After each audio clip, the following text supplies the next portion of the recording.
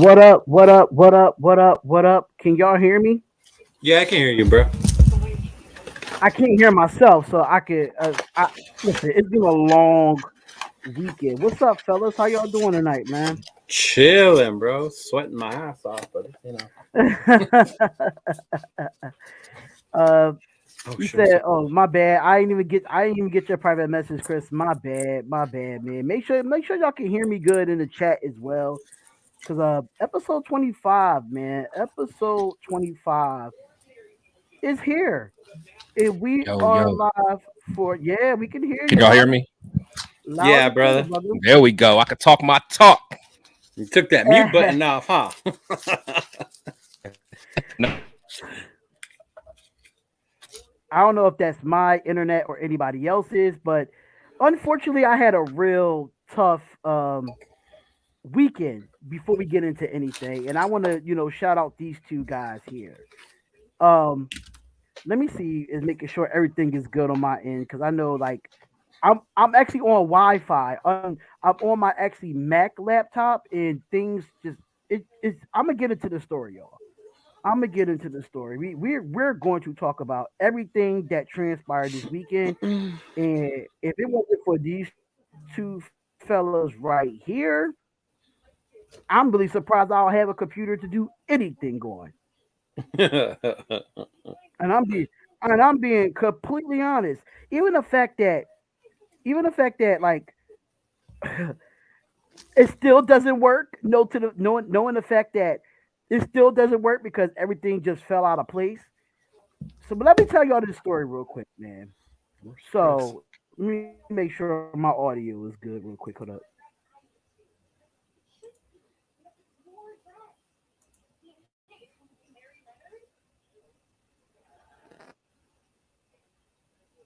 Can y'all hear me? Yeah, we can hear you.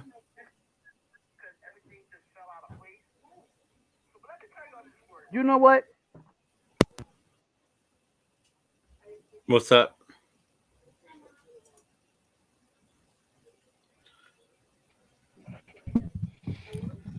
You on the AOL again, Chris?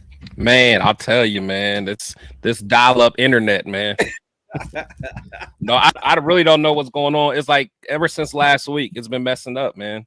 Yeah. I had it hardwired in, had it Wi-Fi. I've been trying both ways, man. Tell the fam to get off the Wi-Fi. Shoot, it's just me. Oh, Yeah, for real? Yeah. man. I reset it and everything, man. What's up with you, man? You doing all right? Yeah, man. Just trying to stay out of this damn heat. You know how that goes. How- All right, I'm back. Can y'all hear me now?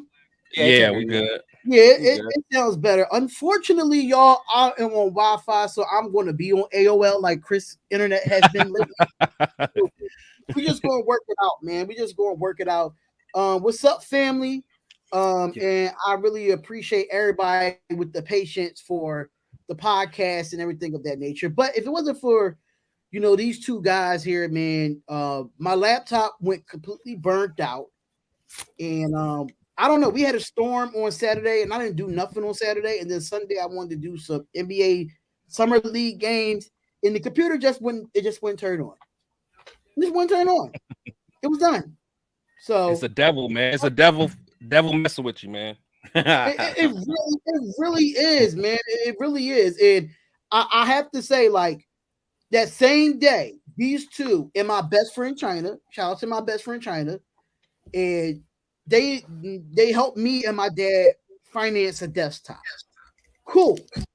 We got everything back, as far as graphics and everything of that nature. And then here it comes with the desktop that does not have built-in speakers. So, so shout out to my cousin Shamar. Sent me some computer speakers for free that just was just sitting around his house. Then here come my Rodecaster Pro. If anybody knows what a Rodecaster Pro is, I'm gonna show you it right now. This bad boy is a almost $700 piece of work. This bad boy right here does everything for me audio wise. Everything. Now I get this new computer. I got the PC. I got the PC speakers, and now this thing don't want to work.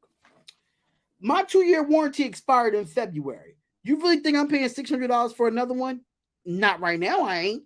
So, as of right now, y'all, I'm letting it be known that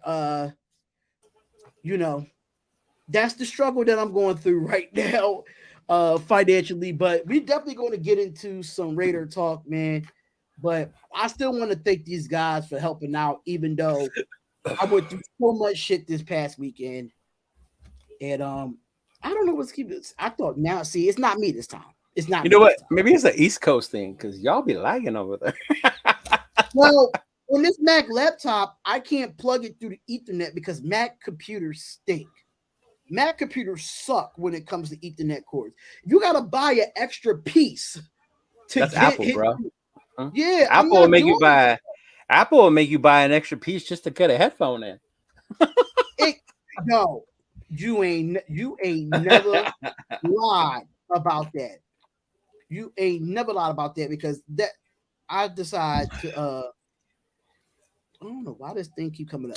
I keep thinking I'm looking at my big computer and I'm sitting here looking at my It's just because you're used to it. Yeah. Yeah. But we gonna get into some Raider talk, y'all. Listen, No, he didn't. JT Sports. That's the topic I want to talk about because that was the topic I was supposed to talk about on Darren Hopkins show. I don't think the Raiders is going to tank for Caleb. I don't want us to tank. That's one thing Man, about no organization, us. no I don't teams want want to tank. Period, bro. Hell no. Nope. Ain't no one want to tank on purpose. What's up, Menace? What's up, everybody? Queen Right. Bees. I'm waiting for him to come back in. We having some technical issues, y'all, due to the internet.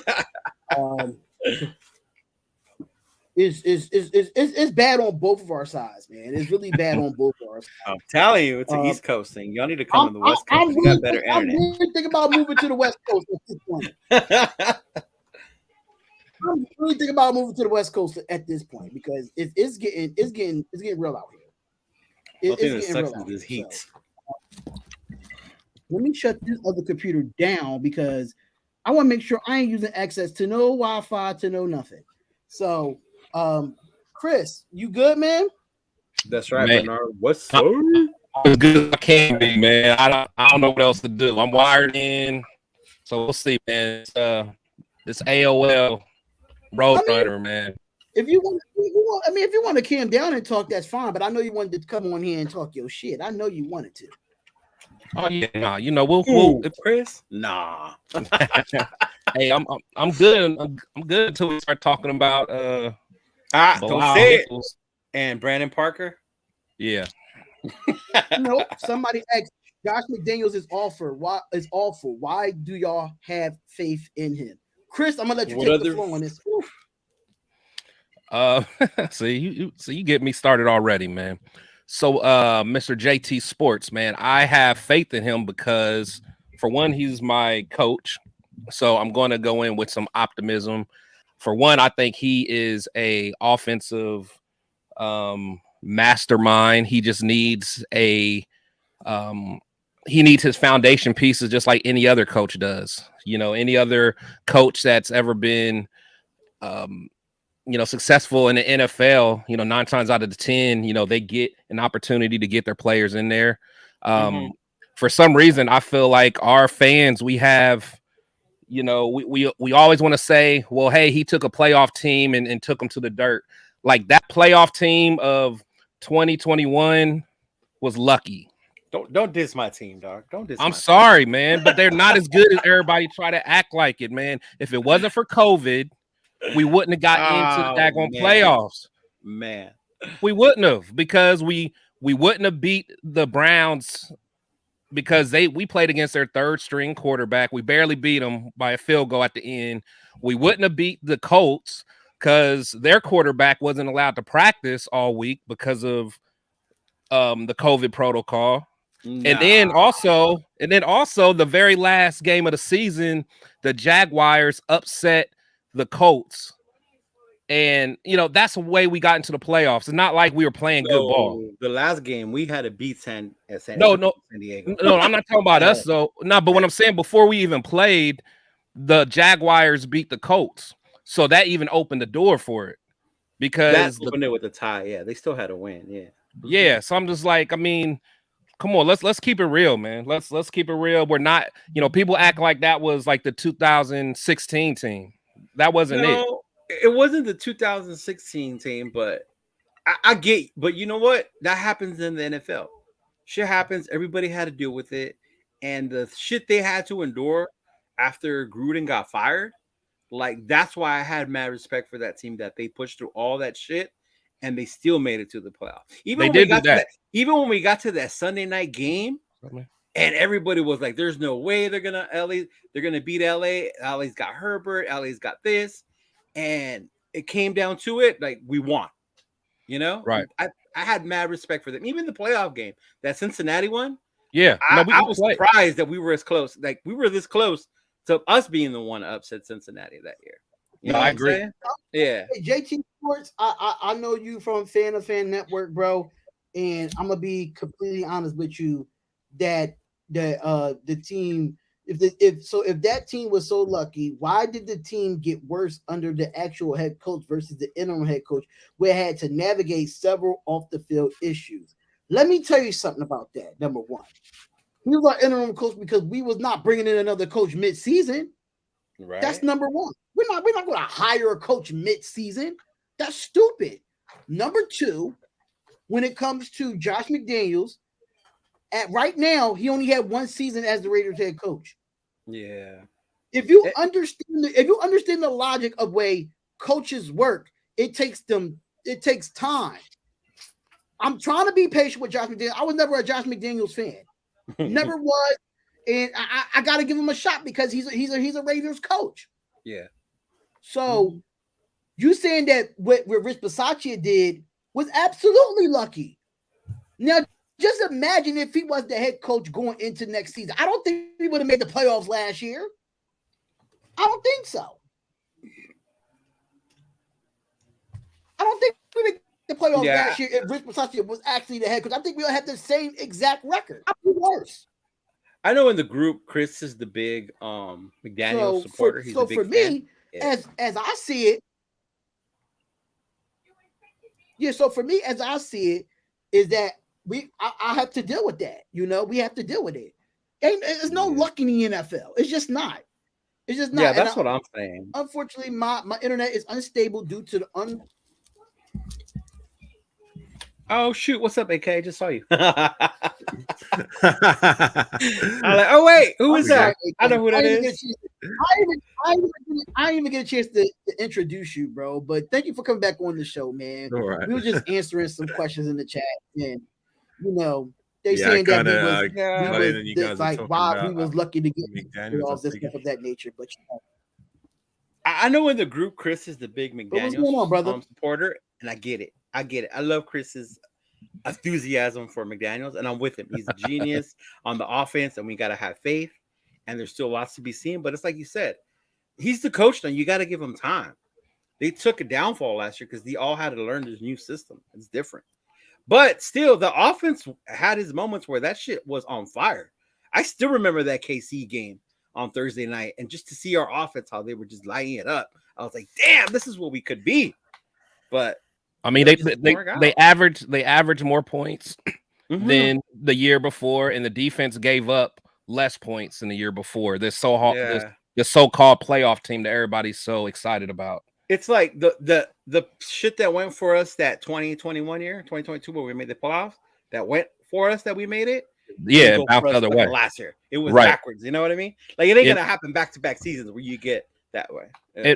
And plus, like, everyone wants to always get on McDaniels. And again, he's I don't blame one person for anything. Even though I'm not necessarily the biggest car guy, but I never have went on record said everything's his fault, because it's not. I think it's a team effort. There's a lot of things that go into a team game, but just like I've told you guys before, when McDaniels is calling his plays, the play design is not for the quarterback to throw the ball to another team.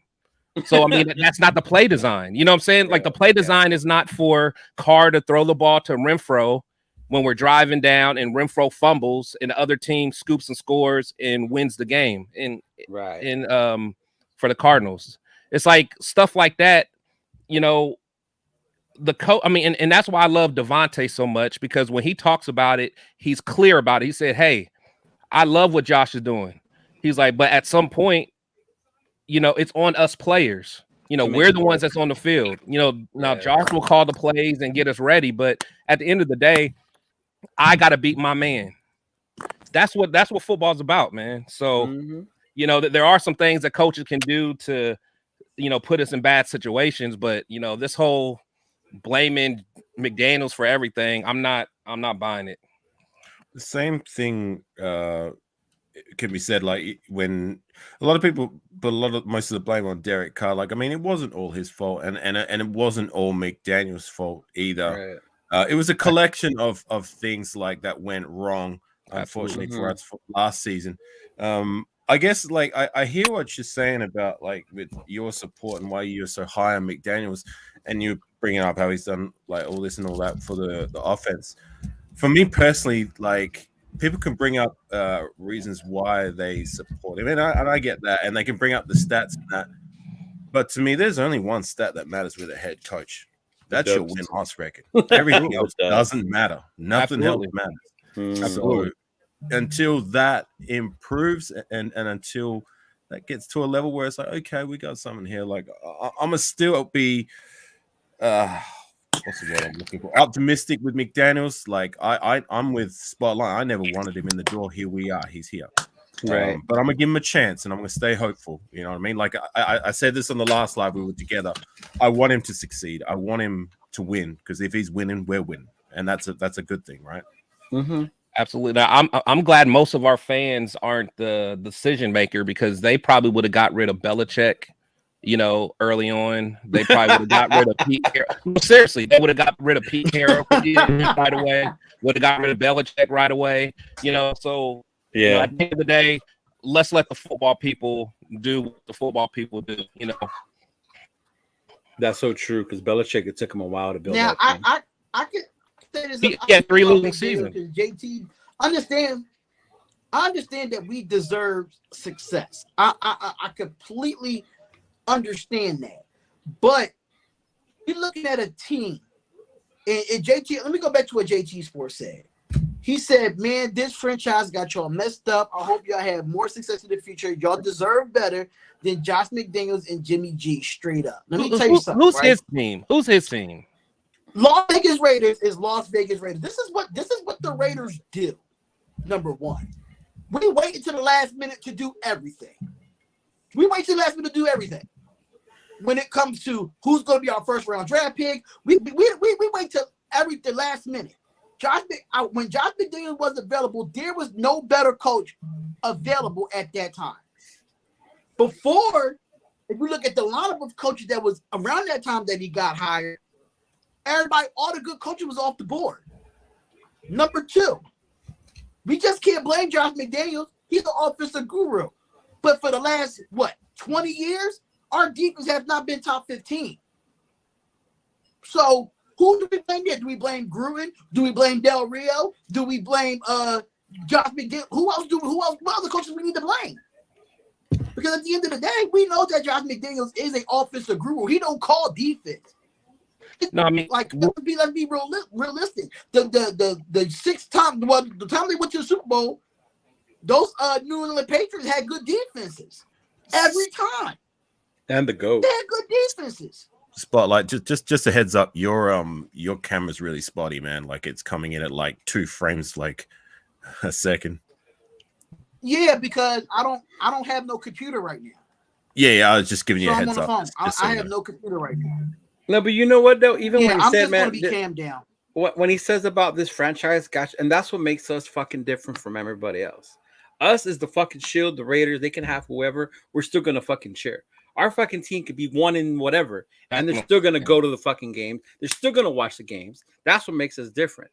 But the thing that gets to me about it is you wanting them to fail just so you can be right and say that McDaniels was ass. You know, you wanting them to fail just because you see how much you needed the old quarterback. Now with the new one, now you're ass. See how it was in him?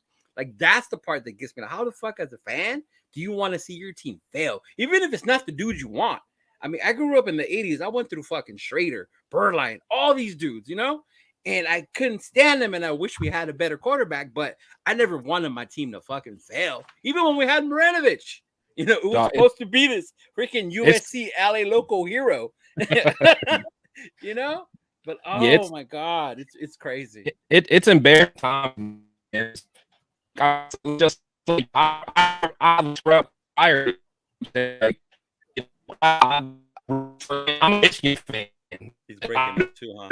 You sounded like a robot, man. I didn't get a word of that. You sound like R2D2, man.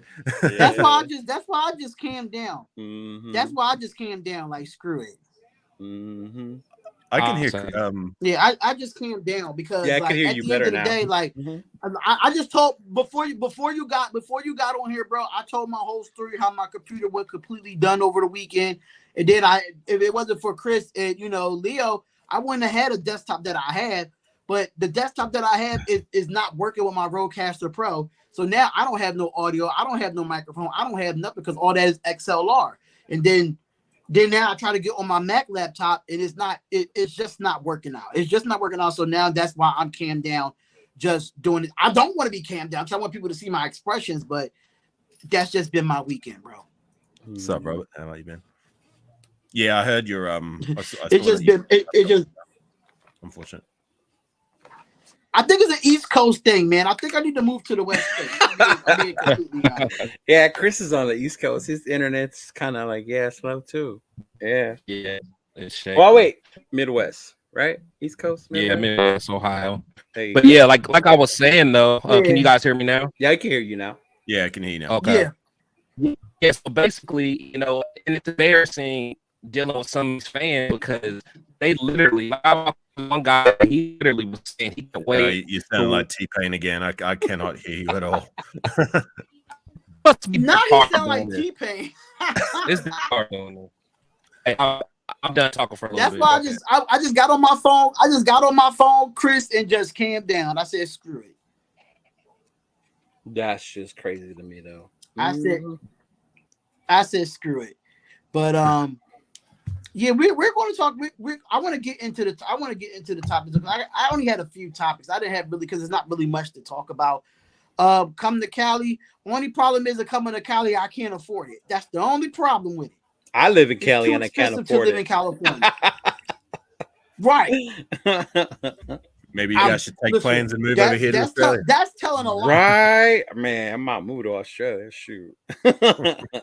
I wouldn't mind going back to King's I need to know what the rent is like in Australia because I'm ready to leave the States. I'm tired of this. Yeah, I mean it's expensive here too, but I got my passport. There is plenty of opportunity over here. It's a great. Al's Ghost. Speaking of Al's Ghost, bro, we can't forget. I know we didn't meet last Tuesday, but man, that was Al's birthday. It was Al Davis's birthday, bro. That dude, like, I know we talked a lot about. I was supposed to. I know we talk a lot about how at the end he wasn't making the best decisions, but as a Raider fan, like, that dude's the image, what he's done for the league. You got to respect everything. I did a little tribute video for Al, but man, that boy, Al Davis, was just amazing, dude. What he did for the league, the AFL, how he stood up against the NFL, and yeah, it was cool to see a lot of Raider fans putting that out there for Al's birthday.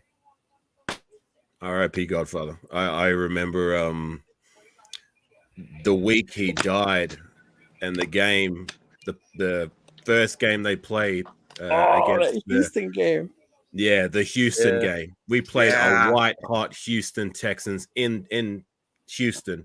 Remember they were a Super Bowl contending team at the time with the likes of Andre Johnson, Matt Shaw, actually one of the better quarterbacks in the league. Who was that defensive player they had? Mario Edwards. DJ Watt, Edwards. Mario Edwards. Who was the other one? Mario something. Oh, I know they had Watt. They had a whole bunch of players. They were a good team. but we went in there into their house. We played lights out, and remember the divine interception play, the last play of the game where they were like 3rd and goal. We had like 10 players on the field because of a personnel change error. Yeah, we and did. then they snapped the ball. Lamar Houston forced Schaub to scramble to his left. Tyvon Branch came off his player to try and sack him. He tried to lob the ball into the end zone, and out of nowhere, Huff came and just took the ball, snapped it out of thin air. Bro. And then the post-game scenes of all the players bawling and Hugh Jackson on his knees, like crying, and even the play call by Greg Papa. You know what I mean? I never forgot that. That was a moment and game that I never forgot. I could speak of it in detail. But yeah, like that's probably one of maybe 2 times that I lost my shit after the game. You know what I'm saying? I'm not afraid to say that. You know what I mean? Like that was a very emotional moment for me as a Raider fan. It was. I still get I chills got right a now. quick Even trivia remember question it. for y'all though. What's that? I got a quick trivia question. That's for the y'all. one T said. Mario Williams. When did the Raiders make Al Davis a head coach? What year did the Raiders make Al Davis a coach and a GM of the Raiders? When he first came. When he first came, he was 33 years old, and they made him the head coach and the GM at the time. What year was that? Oh, dog, I wouldn't know, man. I have no idea. I'm pretty versed in Say what, stuff that Leo? happened since 2009, but before that, it's pretty shaky. Al Ghost is actually correct. It's I 1963. want to say 63, bro. How old Yeah, was it was 63. It was 63. How, He was how old 33 years old in 1963. Oh, wow. And how did we go the year he was head coach? Listen, Georgia Bird, you said nobody's here that old to remember. Do you got to know your Raider history? If you don't know your history, then you're not a Raider fan. I was right. That's a fact. I was My right. You don't know history's your a spotty spotlight, but- no. Hear me out. I'm What? gonna say this because I became a Raider fan in '98, but my uncle made sure that I knew the history before '98. Oh, you had to. That's how you understood where the greatness came from. My uncle made sure that I knew the history before '98.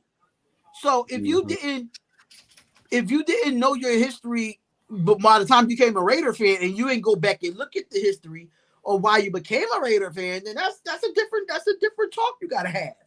You know, it's a different talk you gotta have. But I started being a Raider fan 2009. I know everything in detail since then. Before then, like I know my history, but like it's still pretty spotty. You know what I mean? Like I try my best. I know, most of what you should know about the Raider history, but like there's things like what you just said, like when was Al Davis head coach and GM? That just went right over my head. And you know what's funny? I asked my uncle that today. Just to see, because honestly he showed me everything about the Raiders, but I'm like, you never said anything how Al Davis became an actual Raider.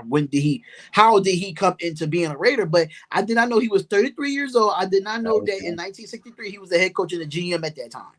I don't know what year that he bought the team. That's a different story. But as far as him being a head coach and being a part of professional football for the first time, it was with the Raiders. So how did he go? 76 when I was 8 as a head coach? How did he go? How did he? You said how did he know? Like how did he go?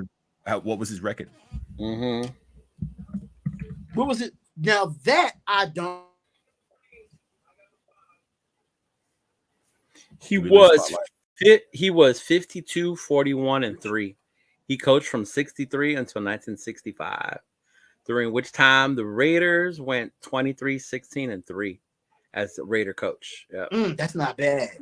So as a Raider coach, he went 23 for a first time head coach at that.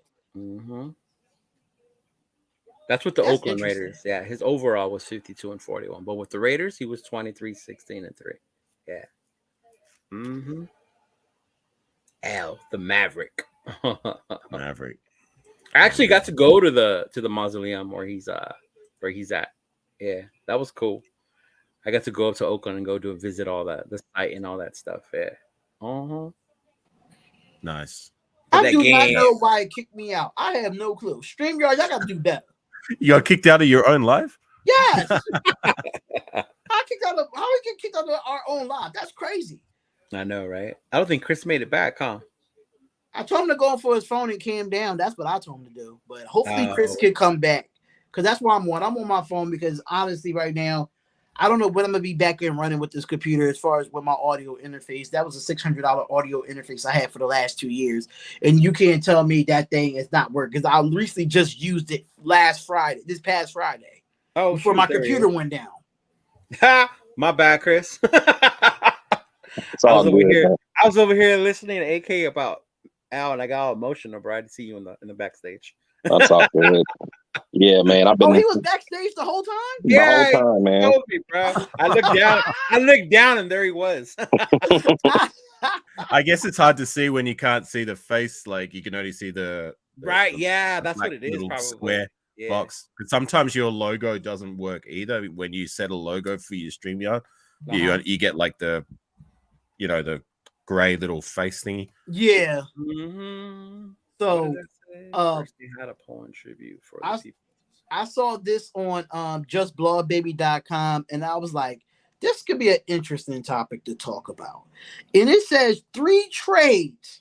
Oh my One, God, 2, 3 to make the Raiders make the Raiders championship contenders. This is gonna be funny. Because Here we go. we are far away from one player taking it to the Super Bowl, but okay. So they did, one of them was I don't even know who this guy. I mean, I heard of him, but they said take a chance on Grady Jarrett. That's the first one. Take a chance on Grady Jarrett. And it says one of the areas that the Raiders are hoping to get sorted up this season is the interior defensive line. They need someone to step up, whether it's Bilal Nichols or just Jerry Tillery or a reserve. But this is a spot they have been worse up in that area, and the Las Vegas Raiders need to see someone start to make a difference. The Raiders also drafted Byron Young in the 3rd round, and the fans hoping to see him take over, but eventually as an impact player up front. But the team could also take a chance on trading for Atlanta Falcons defensive tackle Grady Jarrett. But I don't understand though, because this man is 30 years old and he has not been a dominant force. Exactly. So I'm confused on this one. I never even heard of the guy. I knew who he was when he said it. That's why I was like, "Oh my God, are you kidding?" As soon as he said it, I was like, "Who? Jeff Jarrett?" You said Jeff Jarrett. At what point are we? That's the first thing that came to mind when he said Jarrett. I was like, Jeff Jarrett. At what point are we gonna get a linebacker? At what point is anyone gonna say linebacker? Probably none of these trades are linebacker. Yeah, like the next one. Yeah, the next one's gonna be we're gonna get a wide receiver. Like, come on, man. These dudes are clueless. We're gonna get So in his career, Grady Jarrett has 420 combined tackles with 192 assists with 32.5 sacks. And he had 6 sacks last year with 31 assists and 61 combined tackles at the age of 30. But I think I wouldn't go for this either though. I think he's a bit too old. He's at the age of 30. Not only that, but like, how is like you just said, they didn't even know who he was. How is this dude gonna come in and make us contenders? Like, get out of here. It's not Aaron Donald or anything. Like, damn, bro. I know it's July, but damn, some people with these trades is like, man. Yeah. Is that the quote that if we make that trade, we're gonna be contenders? Yeah. I mean, unless we getting Patrick Mahomes in the trade, no, bro. So the next one they have on this list is trade for New England Patriots linebacker Jawan Bentley. Now, before I get into him, Jawan Bentley had 125 combined tackles last year. He could play. Assists, he's good. Three sacks, 1 interception for 7 yards. That's what his numbers was this past season. But according to what they saying is that the Patriots team have known They're not competing for anything more than a wild card spot at best. But if you want to be honest, they'll probably not even have that either because that AFC East is pretty loaded at this point when it comes to this team. But Jawan Bentley is a phenomenal against the run. Last year, he earned a very strong grade of 83.8 from Pro Football Focus in that department. And beyond being a stud in the run game, Bentley is also a great against the pass. He would give the Las Vegas Raiders what they need. He's only 26 years old and has a couple of years left on his deal. If Belichick was open to taking trades, the Raiders should definitely take advantage of pursuing a player like Bentley. What y'all think? I mean, first of all, the first thing is everybody's gonna bitch. Oh my God, another Patriot. You know. Oh, I know. You're gonna have to go through all that. First. Oh yeah, well, we gotta go through that mess. But I don't know, man.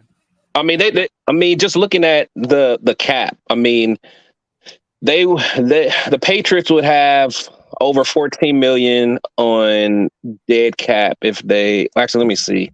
If they traded on post. Where's he at? July. Where'd he go? I mean, he's a good linebacker. Don't get me wrong. Oh yeah, no, he could play, but I just don't think that. I mean, I'd take him for sure. I just don't think Belichick would get rid of him. I believe in Amari Burney, bro. Amari Burney is my faith guy at linebacker this year. Yeah, you have been talking about him. Mm-hmm. Yeah, I mean, don't hear the rest wrong, of these but... trade spotlight, please. Yeah. Listen, this is just Blog Baby. This ain't me. I ain't writing these articles. Yeah, I know. I see just Blog Baby. Yeah, look, sorry, I'm not trying to throw shade at just Blog Baby because. But no. I mean, I ain't throwing shade, but I'm just like, where they just find anything to write about this right now, time. yeah. Because they saying that the Raiders should acquire Kendall Fuller from the Washington Commanders in the trade. Now, Kendall Fuller last year, corner. Yeah, a corner, yeah. So his stats last year, let me just pull them up for you real quickly. He can play, and his age as well, and his age. Yeah, he's kind of aged. Yeah, he's 28. Yeah, he's not too old, but he's a pretty good player. Yeah, he can play. He would bring some around that to our mid to late 20s is your prime, isn't it? Yeah, especially for corners. Yeah. Mm-hmm. He is. I mean, he had 36 solo tackles, 3 interceptions, and 13 pass breakups last season. Yeah, Fuller's a good corner. Mm-hmm. And he's on the outside, right? That still leaves Hobbs on the inside. Yeah, that still keeps Hobbs on the inside because you can put Kendall Fuller on the outside. Yeah, because Fuller's a baller. I see that trade would be like, okay, we can make that happen for a reasonable, not no damn 5 first rounders, Hefe. Out your mind with your 5 first rounders. You say 5? Yeah, 6. That's why Hefe said 5. So when it comes to Kendall Fuller, his Pro Football Focus coverage grade was a 75.4, and he played all 17 games last year.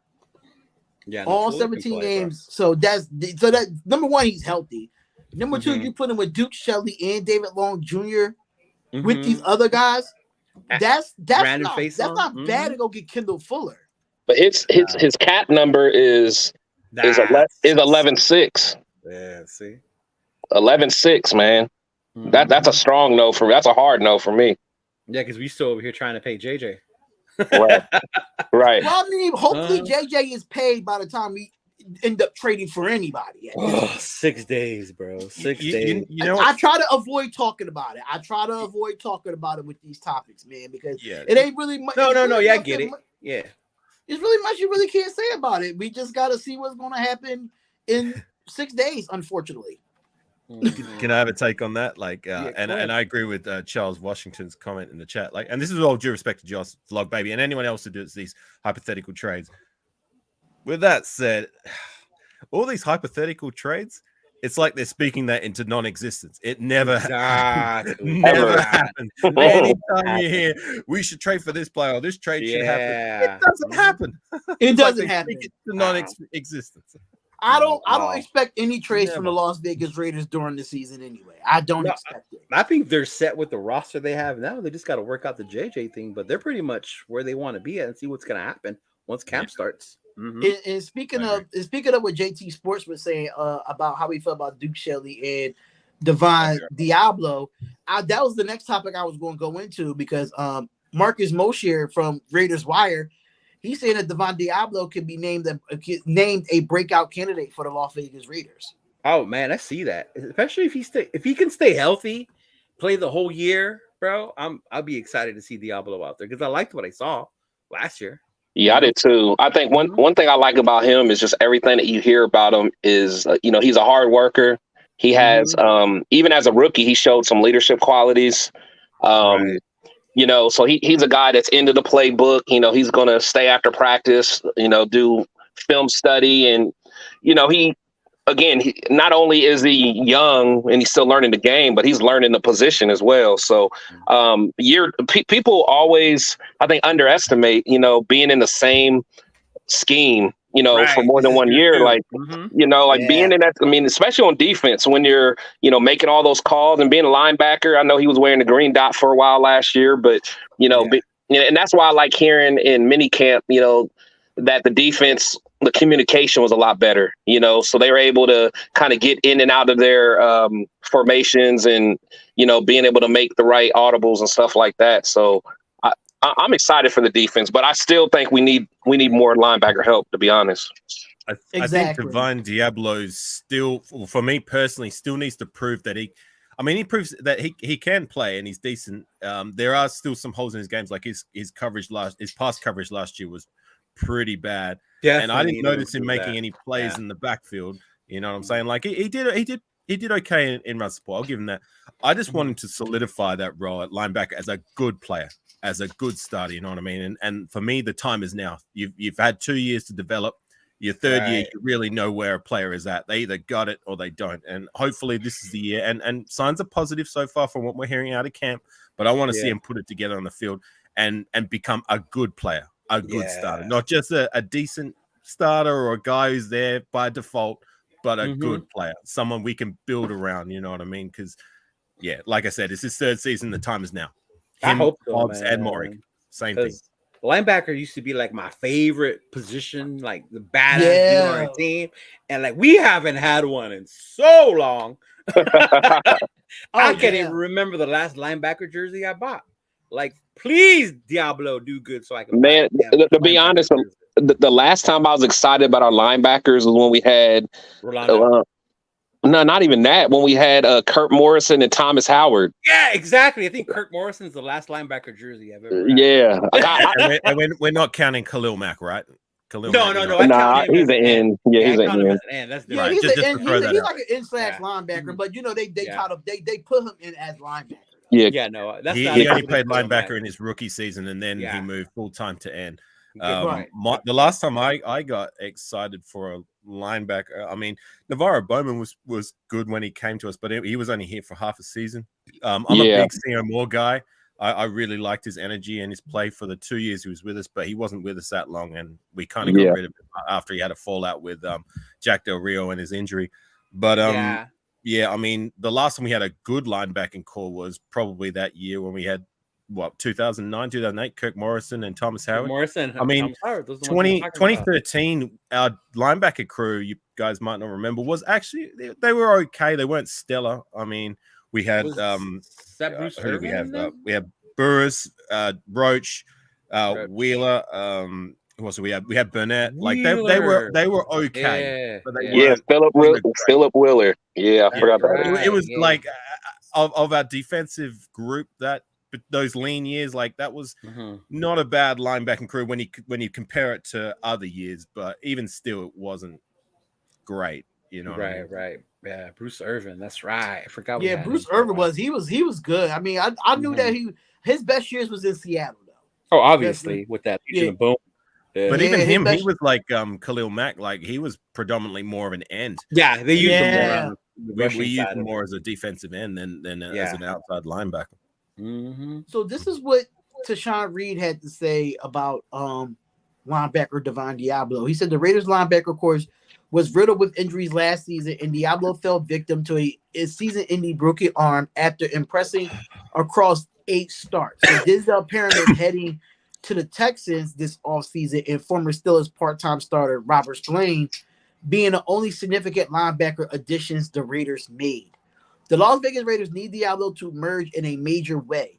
He bulked up and improved his run support, is skilled in the pass coverage, and was awarded greater responsibility when he received the green dot, which defensive coordinator Patrick Graham will use him to relay play calls going into OTAs. I hope so. Our front seven is my big emphasis. Like that D line, and if these linebackers can Diablo, get everything going. Whew. Yeah, I'm not so much worried about the ends room. It's more the interior room. Who's gonna emerge as that guy? Because we've got a lot of players and a lot of potential and young players that we've drafted, but we haven't. The same thing I said about Diablo. We haven't got anybody who's emerged to say yes, he's the guy yet. Yeah. You know what I mean? Hopefully that can happen. And just to answer Charles Washington's question, statement saying when's the last time we had a dominant D line? Around that same period, around 2011, when we had the likes of Richard Seymour, Tommy Kelly, Trevor Scott, Desmond Bryant. Who else do we have? Cam Wembley. Wembley, remember him? He was actually Cam Wembley. Cam Wembley did all good. I remember Cam. He was a good player. Didn't we have Mario those are some of the names that was the last time, like across the board, we had a defensive line to be feared. They were really good. And when Mac was here. When Mac was here, bro. Oh my God. Yeah, but even still, when we had Mac, it was just pretty much, it's the same thing we have now. It's like we have great defensive ends, but the interior, when Mac was around, was still pretty. It was okay. It wasn't, you know what I mean? It was still like kind of a question mark. Mm-hmm. Absolutely, yeah, I agree. I agree 100% when it comes to Devon Diablo. He has to be the breakout starter. He's going to have to be the breakout person for this defense. He's going to have to control this defense and lead it to being something. But speaking of the defense side of the ball, let's talk about the disrespect they put on Max Crosby. Disrespect? The disrespect. Who does? Yes, the disrespect, because according to NFL coaches and executives, they ranked him the 6th best edge rusher in the NFL. 6, not in the top 5, not in the. I'm sorry, Max. Okay, Crosby. all right. Yeah, I'm going to play devil's advocate. I think that's about where he's at. That's about where he's at. Because you got Bosa. Yeah, you got Bosa. You got Cleveland, Garrett. You got Micah. You got Watt. That's 4. Do you count both Bosas or only one? I'm sorry, but you still name Watt, you name Bosa, you name who else? Micah Parsons? Yeah, Micah. Yeah, Micah Parsons. That's 3. Garrett. Miles Garrett.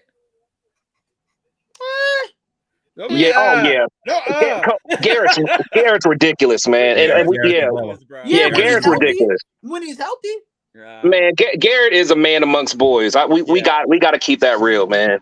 Yeah, I think where he's at. So who's your 5th? That's why I said, do we name both Bosa brothers or only one? No, I wouldn't put Joey in front of him. Only Nick. Yeah, so I'll go. Yeah, so Nick Parsons, right? Yeah.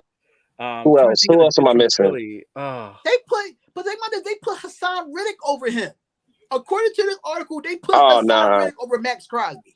Nah, I ain't doing that. Yeah, I mean, I can see both sides of the coin because I agree with.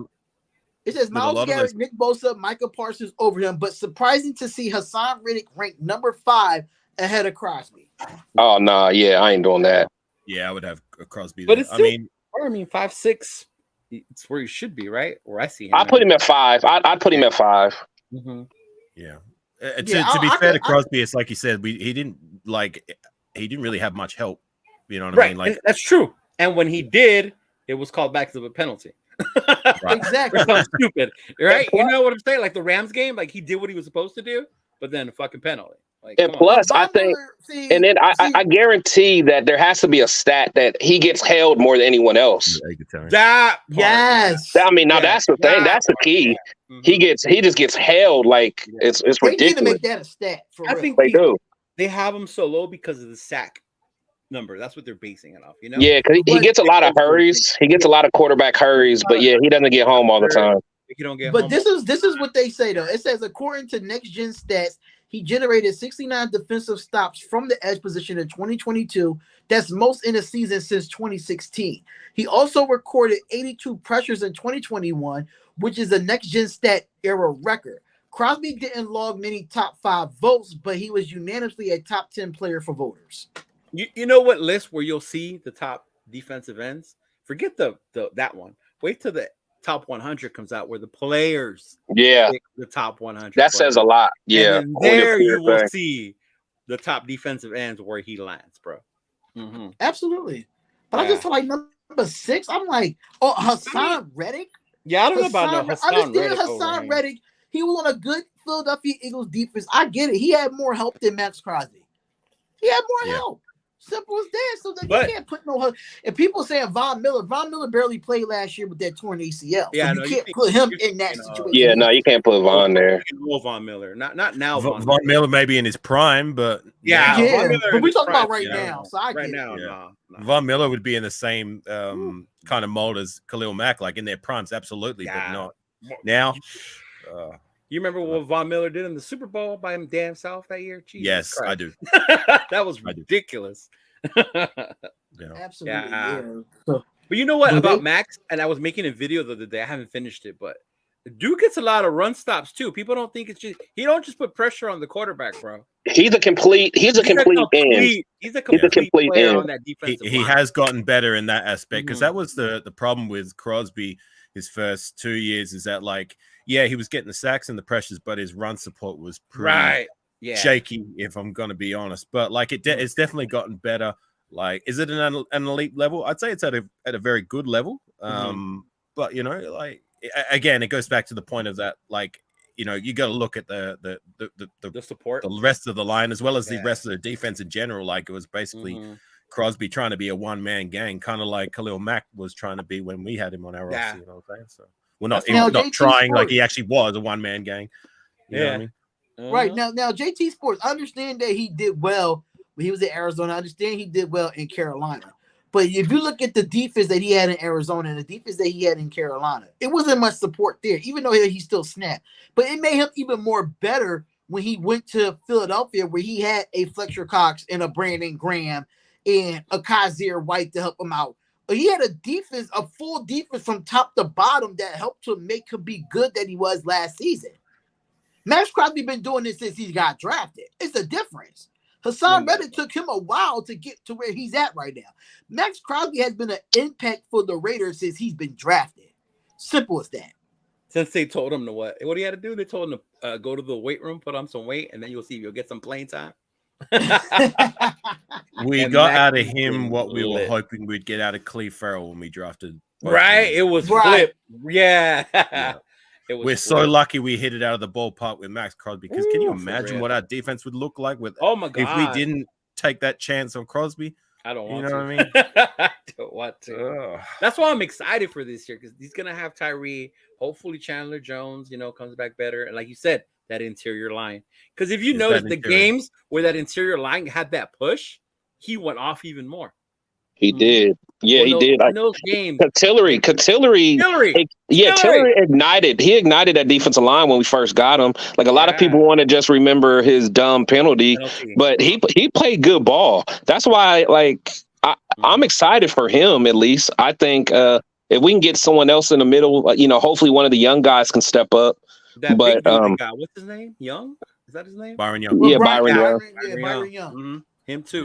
How do you guys feel about him? I don't know. When I watch him, he just don't seem that explosive to me, man. No, I got to be honest. The guy, if I'm going to consider the second year guys as well, the guy I'm actually the most excited for is actually Nesta Silvera. Me too. I've been talking about him from the beginning. He gives me Tommy Kelly vibes. You know me what I mean? too. I'm not saying he's going to be Tommy Kelly, but from what I hear and what I've seen. He looks like a bad motherfucker. He plays like one too, and he's still good. Look, let's be real. He's still got to fight for his place on the roster. Oh, absolutely, absolutely. Many times the seventh rounder comes in, he either goes to the practice squad or he gets picked up by another team. You know what I mean? Let's just be real. But I don't know. I see something in him. But back to Tillery. He's he. You're right. He did ignite the that defensive line per se when he did come in. I'm gonna look at more of the positives than the negatives, but at the same time, again, like we need someone to emerge as the guy, and hopefully it can be Tillery. Like now that he's had a full off season with us and in camp, and he can be one of those guys that emerges. But it would be ideal if we can have another guy. But we need at least one guy to come out and say, yes, he's one of our guys. Hopefully we can find another one. I'm Maybe hearing one of this. these young cats, and I'm looking at Farrell, and I'm looking at Farrell. Yeah, those two cats Farrell. are on those. You know what I mean? I didn't see much, if anything, from them. And to take two defensive tackles in the draft when we just took them last year, for me, that says a lot about the coach's faith in their development and what they're showing so far. So they need to stop. I'm looking at those guys. What happened to I'm telling you, Phylon? y'all need to stop sleeping on Matthew Butler, Patrick Graham. Put him I on knew the you were field. going to say that. I knew you were going to say that. You and your Tennessee guys, man. Right, hey, I'm an I get SEC guy. that You one with gotta my put Notre Neil Dame guys. Farrell. You gotta put Brian Young. You gotta put those hogs in the middle and let them play. Not no healthy. They got to deserve it. They got to play in. Yeah, they got to earn it, man. They got to earn it. Yeah, they got to earn it, man. Which they will, but don't make them a healthy scratch when they're not a healthy scratch. Hey, I mean, they went out in the middle of the season and got Tillery for a reason. Right, that because we don't have no experience at the defensive line. You don't like Bilal Nichols, and Bilal I Nichols sure is don't. experience. I sure don't. We don't have no experience as defensive linemen. We just don't. It goes back to what I said. They drafted two more this year in this year's draft. Why would they draft two more defensive tackles if they're confident in the young cats that we drafted last year? I didn't like the fact that I don't like the fact that we went after two defensive tackles in the draft. I didn't like that. We didn't just get one. We got two. Because I'm talking about this past year. I didn't know why we went out and got Byron Young. Yeah. I watched Byron Young play. Yes, because the other two aren't going to last, bro. He could be one thing I can say about Byron Young. He could be a healthy scratch. Now I can say that about him.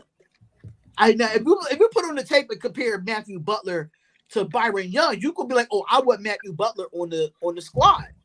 Yeah, Byron Young doesn't. Butler than I had Byron Young, but Byron Young's going to make the team. He's going to make the team, unfortunately. I hope I'm wrong about Byron Young. He just doesn't move me when I watch him. He just doesn't, man. But maybe they see something that I don't. But just like AR said, like I definitely think that what's his name? Yeah, Silvera. He just has some dog in him. Like you can just tell he's just mean. He's he's just gonna be nasty in the middle, and that's what we need. He looks mean, he plays mean, and we need that. We haven't had an intimidator on that inside. I mean, Darius Phylon, he was an intimidator. Phylon, that was my boy. He played it. Now he's gone. I don't understand that. I did like Phylon. Going back even further, someone of the likes of like Tommy Kelly or Richard Seymour, you know what I mean? A guy is going to intimidate that opposition, you know what I mean? Like running up the middle at will, like they have been like for the last how long now, you know what I'm saying? Yeah. Remember, what was his name? What was that real big dude? Turdell Sands, I think that was his name. Remember him? It was like Turdell Sands. He played. I think he was back when he was real big. Like he was like 6'7". I think he may have been part of that Warren Sapp line, if I remember right. Big old dude, right? Yeah, he was like stupid big. Yeah, he was like stupid big. Yeah. I remember him. Yeah, he was part of that Lane Kiffin team, I think. You love you some Lane Kiffin. I know that for a fact. Man, he be liking the weirdest coaches. I like the X and O's guys, man. I do. I mean, that's just the kind of coach I like. The X and O coaches, man. I get you, bro. Yeah. Hey, and like I always say, everybody give Lane a hard time, but Lane wanted to draft Calvin Johnson, and he wanted to trade for Aaron Rodgers. Ooh, I've seen those. That's what I'm saying. But Al wouldn't let him do it. So then him and Al, they were bickering back and forth. So it's like people can say what they want about Lane, but he had a vision. Just imagine that. That's all I'm saying. That's a fair point. Yeah. That's a fair point on those two names alone. Made a mistake passing up Jalen Carter, or did the character concerns make him a big risk of the draft? I think Carter landed the best spot he could have, honestly. Yeah. Because of the people he's around, the support he's going to have there. because all the shit that was going on, like man, like yeah, He would have been a risk for us. He would have been a risk. huge risk for the Raiders. We touched up on this in the last live. We just weren't in a we're not in a position to take any more risk with Yeah, draft. absolutely. Right. Agreed. I mean, yes, like he fits what we need in that interior. I just talked about we needed like an intimidator, a bad motherfucker, and Jalen Carter on the tape and is everything. And that he has the talent to be the next big thing as an interior player at the next level. Unfortunately, with all these off the field issues that have been creeping up throughout the draft process, maybe even before that, like our team especially we couldn't afford to make that risk. So that's why we went the safe route and went with a guy like Tyree Wilson. I mean, Carter's in a good spot where, you know, with the Eagles, like if it does flame out with Carter, you know what I mean? It doesn't really matter for them. But if we missed on that pick, it really like that hurts us. That hurts us badly. And with our recent history with first round draft pick misses, I'm looking at Arnett. I'm looking at friggin' Leatherwood, Farrell. Oh my God, Leatherwood. Brandon Farrell wasn't a head case, but you know what I mean. Like not Leatherwood. Still goes by what I'm trying to say. And even before that, like we're not in a position to take that gamble, unfortunately. And that's why we did. I'm tired of taking risks. I'm tired of it. Mm-hmm. I'm about to try to put my camera up again, so we'll see what happens. Here we go. Hold on, I'm on my phone now, though. So I'm gonna get off here and then I'm gonna try it. He said the whole Carter thing. Like, are you guys glad we didn't go quarterback? Yes, I'm glad that we didn't go quarterback because every mock draft that I had, we was picking Will Levis, and I did not want that scrub. Yeah, or say they would have traded up, like to get one of the dudes. Like, what do you think? I mean, if we would have I would traded have up, liked Hendon Hooker been... or one of those other guys in the second round. So you would have liked Hooker? Okay. All right. Oh, but that's the crazy thing, though, because I was thinking that the Raiders was going to get Hendon Hooker in the second round until Detroit was two slots before us, and they went and got him before they wouldn't got him before they did. I think that the Raiders was going to get Hendon Hooker if he fell to us in that second round. I really felt that. Yeah. But the Lions got him before us. I was like, God damn it, you Detroit Lions. But he went he went in the third, didn't he? He lasted a while. Who, Hooker? Yeah, no, Hooker went the second, didn't he? No, second. He went in the second to the Lions. Oh, okay. Yeah. He was there for a while. There was another guy that was there for a while. I mean, I went on record before the draft. I said, no matter what happens, it's going to happen. We're going to draft a quarterback. We haven't done that for how long now? But during the Derek Carr era, like we only drafted one quarterback. That was Connor Cook. We talked about we haven't that had a young guy in the room drafted and room to be, to develop and see what happens. If he's a backup, so be it. If he can be the face of the franchise, so be it. If something happened to Derek Carr, here we are now. We don't really have a young guy now that we just drafted one. You know, what's his face? O'Connell. You know what I mean? And am I excited for? I'm gonna give him a chance, but. You know, I'm not buying into that he's the next coming to Joe Montana or anything. Like I hear a lot of hype about him being, you know what I'm saying? Yeah, that's my new number 4. Oh my God! Now when you wear that jersey, you just gotta put tape on it and put his last name on it. You know what? As big as a fan as I was, I don't have his jersey. I only have the T-shirt with the number. That's all. What you do? Even I got a card jersey. Get a marker. I bought a color rush when I was in a marker and just cover it up and then just tape O'Connell on the back. I think that would be hilarious. But I want to get into a little bit of the roster battles to keep an eye on going into training camp, because training camp is 2 weeks, damn near 2 weeks away. But for me, what I want to look into, and I think me and Chris is probably on the same agreement on this, is offensive guard. Yeah, I think offensive guard. I think offensive rank. Oh, you talk about right guard specifically? Say what? I'm sorry. So I think that's the only open spot. I think you're talking about right guard specifically, because doesn't Parham have that left guard? Well, what he should have it sewed up for now. Yeah. Okay, gotcha. Because I know they still have they have second year Dylan Parham, which started all 17 games in his rookie season. Alex Barr. So they had him. So Then you have your, at tackles, you got your Colton Miller and Jermaine Illuminor there. So, but this is who they have on the roster as of right now. Is a host of players on this, like Alex Bars, Muti, Greg Van Ruten, Dalton Wagner, undrafted rookie who could push for a 53-man roster. But I think I have to agree with Chris. I think that offensive guard position is going to be something to really look for going into training camp and seeing in the preseason who can take that. But outside of being offensive guard, what other, would do how y'all feel about Andre James? Let's be honest here. How y'all feel about Andre James at this point? I'm not a big fan, but I don't want to move on from him at this point. I'd rather keep some continuity on the line. Yeah. Considering he's the one that's going to be making all the calls and all that. Like, the last thing we need is a new center trying to block for Jimmy G. Like, I need some kind of continuity, at least on the left side of the line.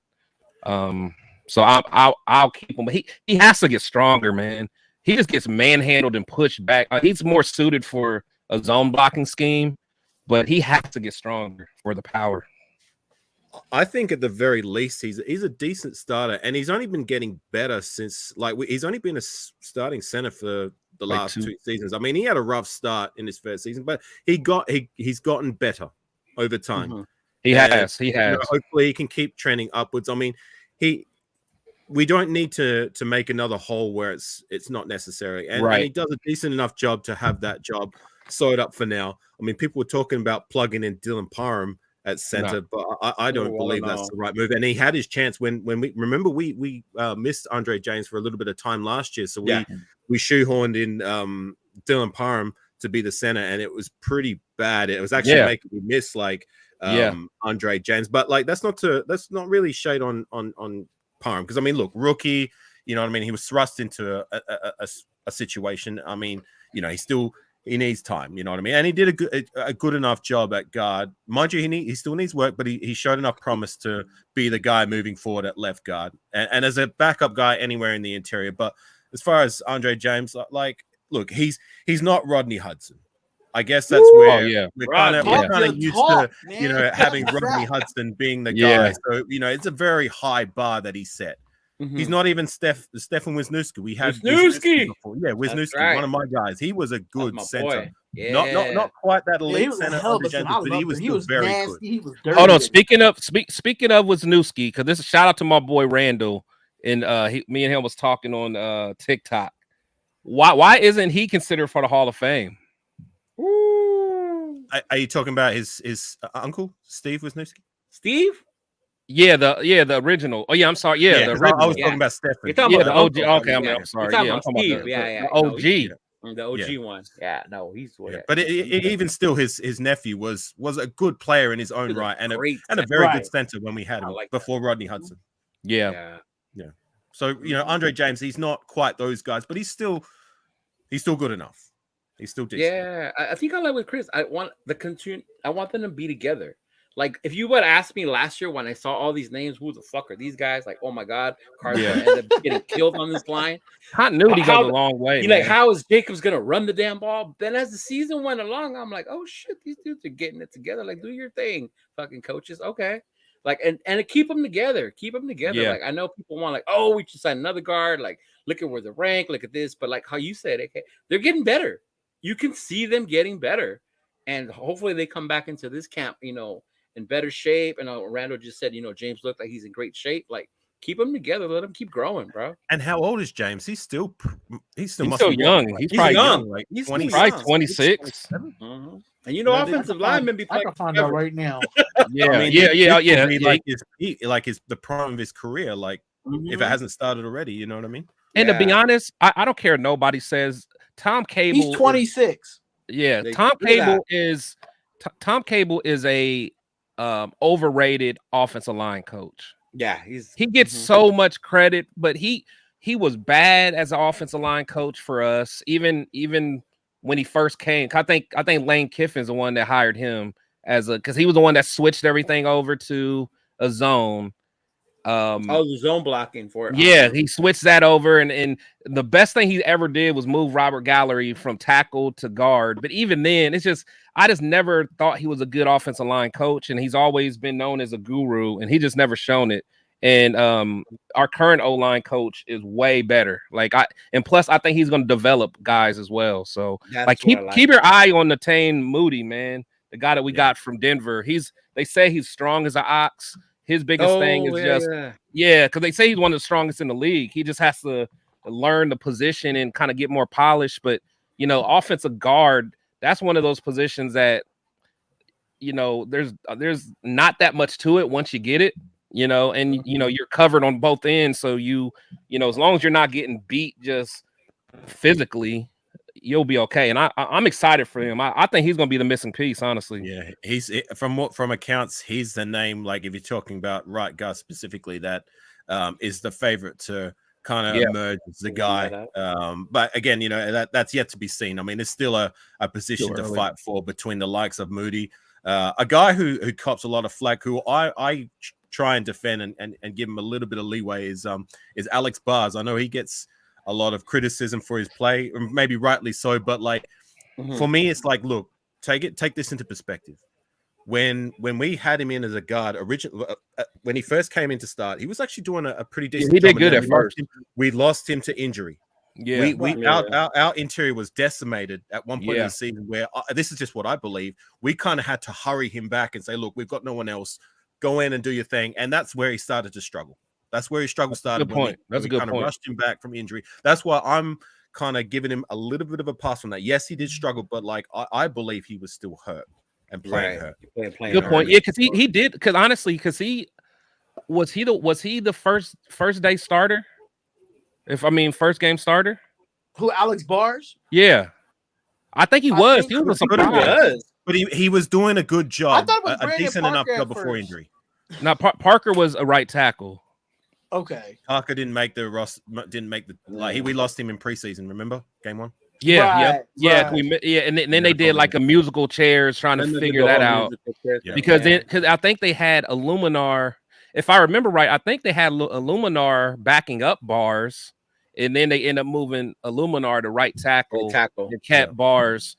But then they kept trying to get what's his name? What's the guy, the rookie last year from Ohio State? No, Mumford. Yeah. How y'all feel about him? I got some more from him. I think he's a dog.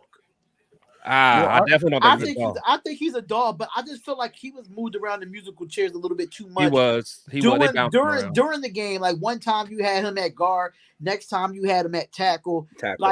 He's really good at his position. I think he plays guard, if I'm not mistakenly. But I know that Thayer Munford, from watching him at Ohio State and looking at his film, I think he's a dog. He went up against some of the best defensive ends and defensive tackles in the Big Ten. So I'm not a big. It's going to be all about continuity. It's going to be about how that continuity is going to come with the depth as well. I don't think Mumford is a starter right now, but give him like another year or two. I like Illuminar. I like Illuminar and Miller on the ends. If Illuminar can just cut out the penalties, Illuminar plays solid, man. Yeah, he plays solid. I will say with Mumford, like to be fair to Mumford, I mean, we got him in the 7th round. Like I highlighted before, a lot of these guys, a lot of years when we draft 7th round guys, they just go to the team. They don't even make the team. That's true. He actually got some snaps here and there, and from what I noticed, he didn't do too badly. I mean, like if I'm going to be honest, like I noticed. I'm not saying he's going to be this, but when Colton Miller and Brandon Parker and Alex Leatherwood, when they were rookies and playing at tackle, they struggled a hell of a lot more than what I know that Mumford Miller did. That is true. You know what I'm saying? So he at least showed. Granted, he didn't light the house on fire, but he didn't. He was okay, and okay is better than what those guys struggled in their rookie season. So that he still has time to trend upwards, and who knows what can be made out of Mumford, but. I'm willing to That's give him a true. little bit more time, and I think there's potential there. You know what I mean? I Especially for a remember seventh round Cole guy. Miller getting ate up by Bosa and Von Miller and them. Oh my god, yeah, his rookie Yeah, year. you remember those guys first years? Like, Yeah. Those Colton first Miller, years he were like, struggled. bro. Brendan Yeah. Parker struggled. Yeah. Alex Leatherwood, say less. Yeah. Oh You know what I god, mean? Like, yeah. you can't say the same Oh for my- Mumford. Yo, Yeah. Alex Leatherwood was one of those ones that I. If anybody in this chat remembers that draft that I did, I was freaking ballistic. I wanted to turn the live off. That's how bad it was that we went and got Alex Leatherwood. I'm like, he's not the 17th best player in this draft. But the Like, are thing you is, I had the kidding same me? reaction, Spotlight. I had the same. Oh you know, my reaction I, myself. I was upset, but the thing is, because you know everyone loves their PFF stuff, but as a run blocker, he was the top rated guy. PFF as a run blocker, yeah, but Yeah. pass blocking, oh my lord, Yeah, He yeah. was Well, soft- he was yeah. I'm soft just as saying, my coming out of mom's college, brownies, so man, right. please. My moment for me when I was done with Leatherwood was last year's preseason? I think yeah, last he was year's getting dogged. preseason. He was getting Do you dogged. remember that game where he was getting a lot of snaps to try and just do something, even Do against something. the second or Show third By us. the string? Hall of Fame I game, He was cannot terrible in the I remember. Hall was of at Fame the game. Hall I don't of think Fame. no. I don't think it was the Hall of Fame. I getting think it was smoked. like the third game of the preseason where on consecutive plays, the first play he got beaten bull rush. by a speed rush by like a third string Yeah, defensive end. yeah, You I know what remember mean? that. Yeah. And on the very next play, he got pushed backwards All the way back. Yeah, right All the into way all the the way back. quarterback by like the second string nose tackle on consecutive plays. Yeah. That was my moment where I said, "No, I remember I've that. seen enough. I'm done." I with him." remember that. Was that I against the remember that. Rams preseason game? Huh? It could have been, but it I was think it was the bad. Rams preseason game. It Yeah. was so bad. Oh my lord, it was horrible. Yeah, I remember that. That was tough to watch. Yeah, bro. And But then he always the had Hall that. of Fame beat game, by he was speed getting rush, but then to dominated. get He was me getting bullied dominated like the that. Hall of Fame game. Yeah. Nah, man. But and that was other against two- the backups. To your point, Albert, that was against backups. No, The that was backup and the third third string. string. That was like the third string. That wasn't even like on. Right, Yeah. that was like backups to the backups, bro. Yeah, that was because like players that went from the USFL to the NFL and still was a backup to a backup to a backup. Oh man. no, the guy who did that to him is working at McDonald's right now, flipping burgers. Like that dude is never like it's crazy, man. Yeah. Yeah, I mean, look, he's always had issues with his feet and speed rushes and that, but like to get beaten that badly That and get bad. put on his butt, like even if you had him in the interior, there is no excuse for that to get pushed back right into your quarterback by a second, third string guy. Nah, Right. that's Right. inexcusable. You're done, man. You're done, son. You don't have the dog. I'll tell you, so many people try to give that man a benefit of the doubt. It was ridiculous. because you had to. You were hoping I he would did. finally get it. You know, I told like, the Raider Nation. damn. I told. I knew he told was you so. horrible, but it's like I said, I don't. I told the dog Raider on Nation. them. I said, I bet you in the 1 or 2 years he will be gone from the Raiders. And look where he at. I called it. Gone 1 or 2 years later. Damn it. Right. That entire draft class in itself is just not there anymore. But just a little bit of It's just not objectivity good. with Leatherwood. Like, I mean, it was obviously, it seemed like he was playing like mentally and emotionally. He was just all the Not way there. just checked out. He just wasn't there. His confidence was shot. You know what I mean? And it showed on the field. You know what I mean? Like when you're confident and you mentally you're just not there. Like it affects your play, and it really showed in that preseason. You know what I mean? So Yeah. very unfortunate. So the next position that I had, I'm really looking forward to. I like we talked about earlier. I definitely want to see the cornerback position. I definitely want to see the competition between Duke Shelley and David Long. Two veterans that came over from their prospective teams last season. And then we still got Nate Hobbs, Amik Robinson, the rookie Jacorian Bennett.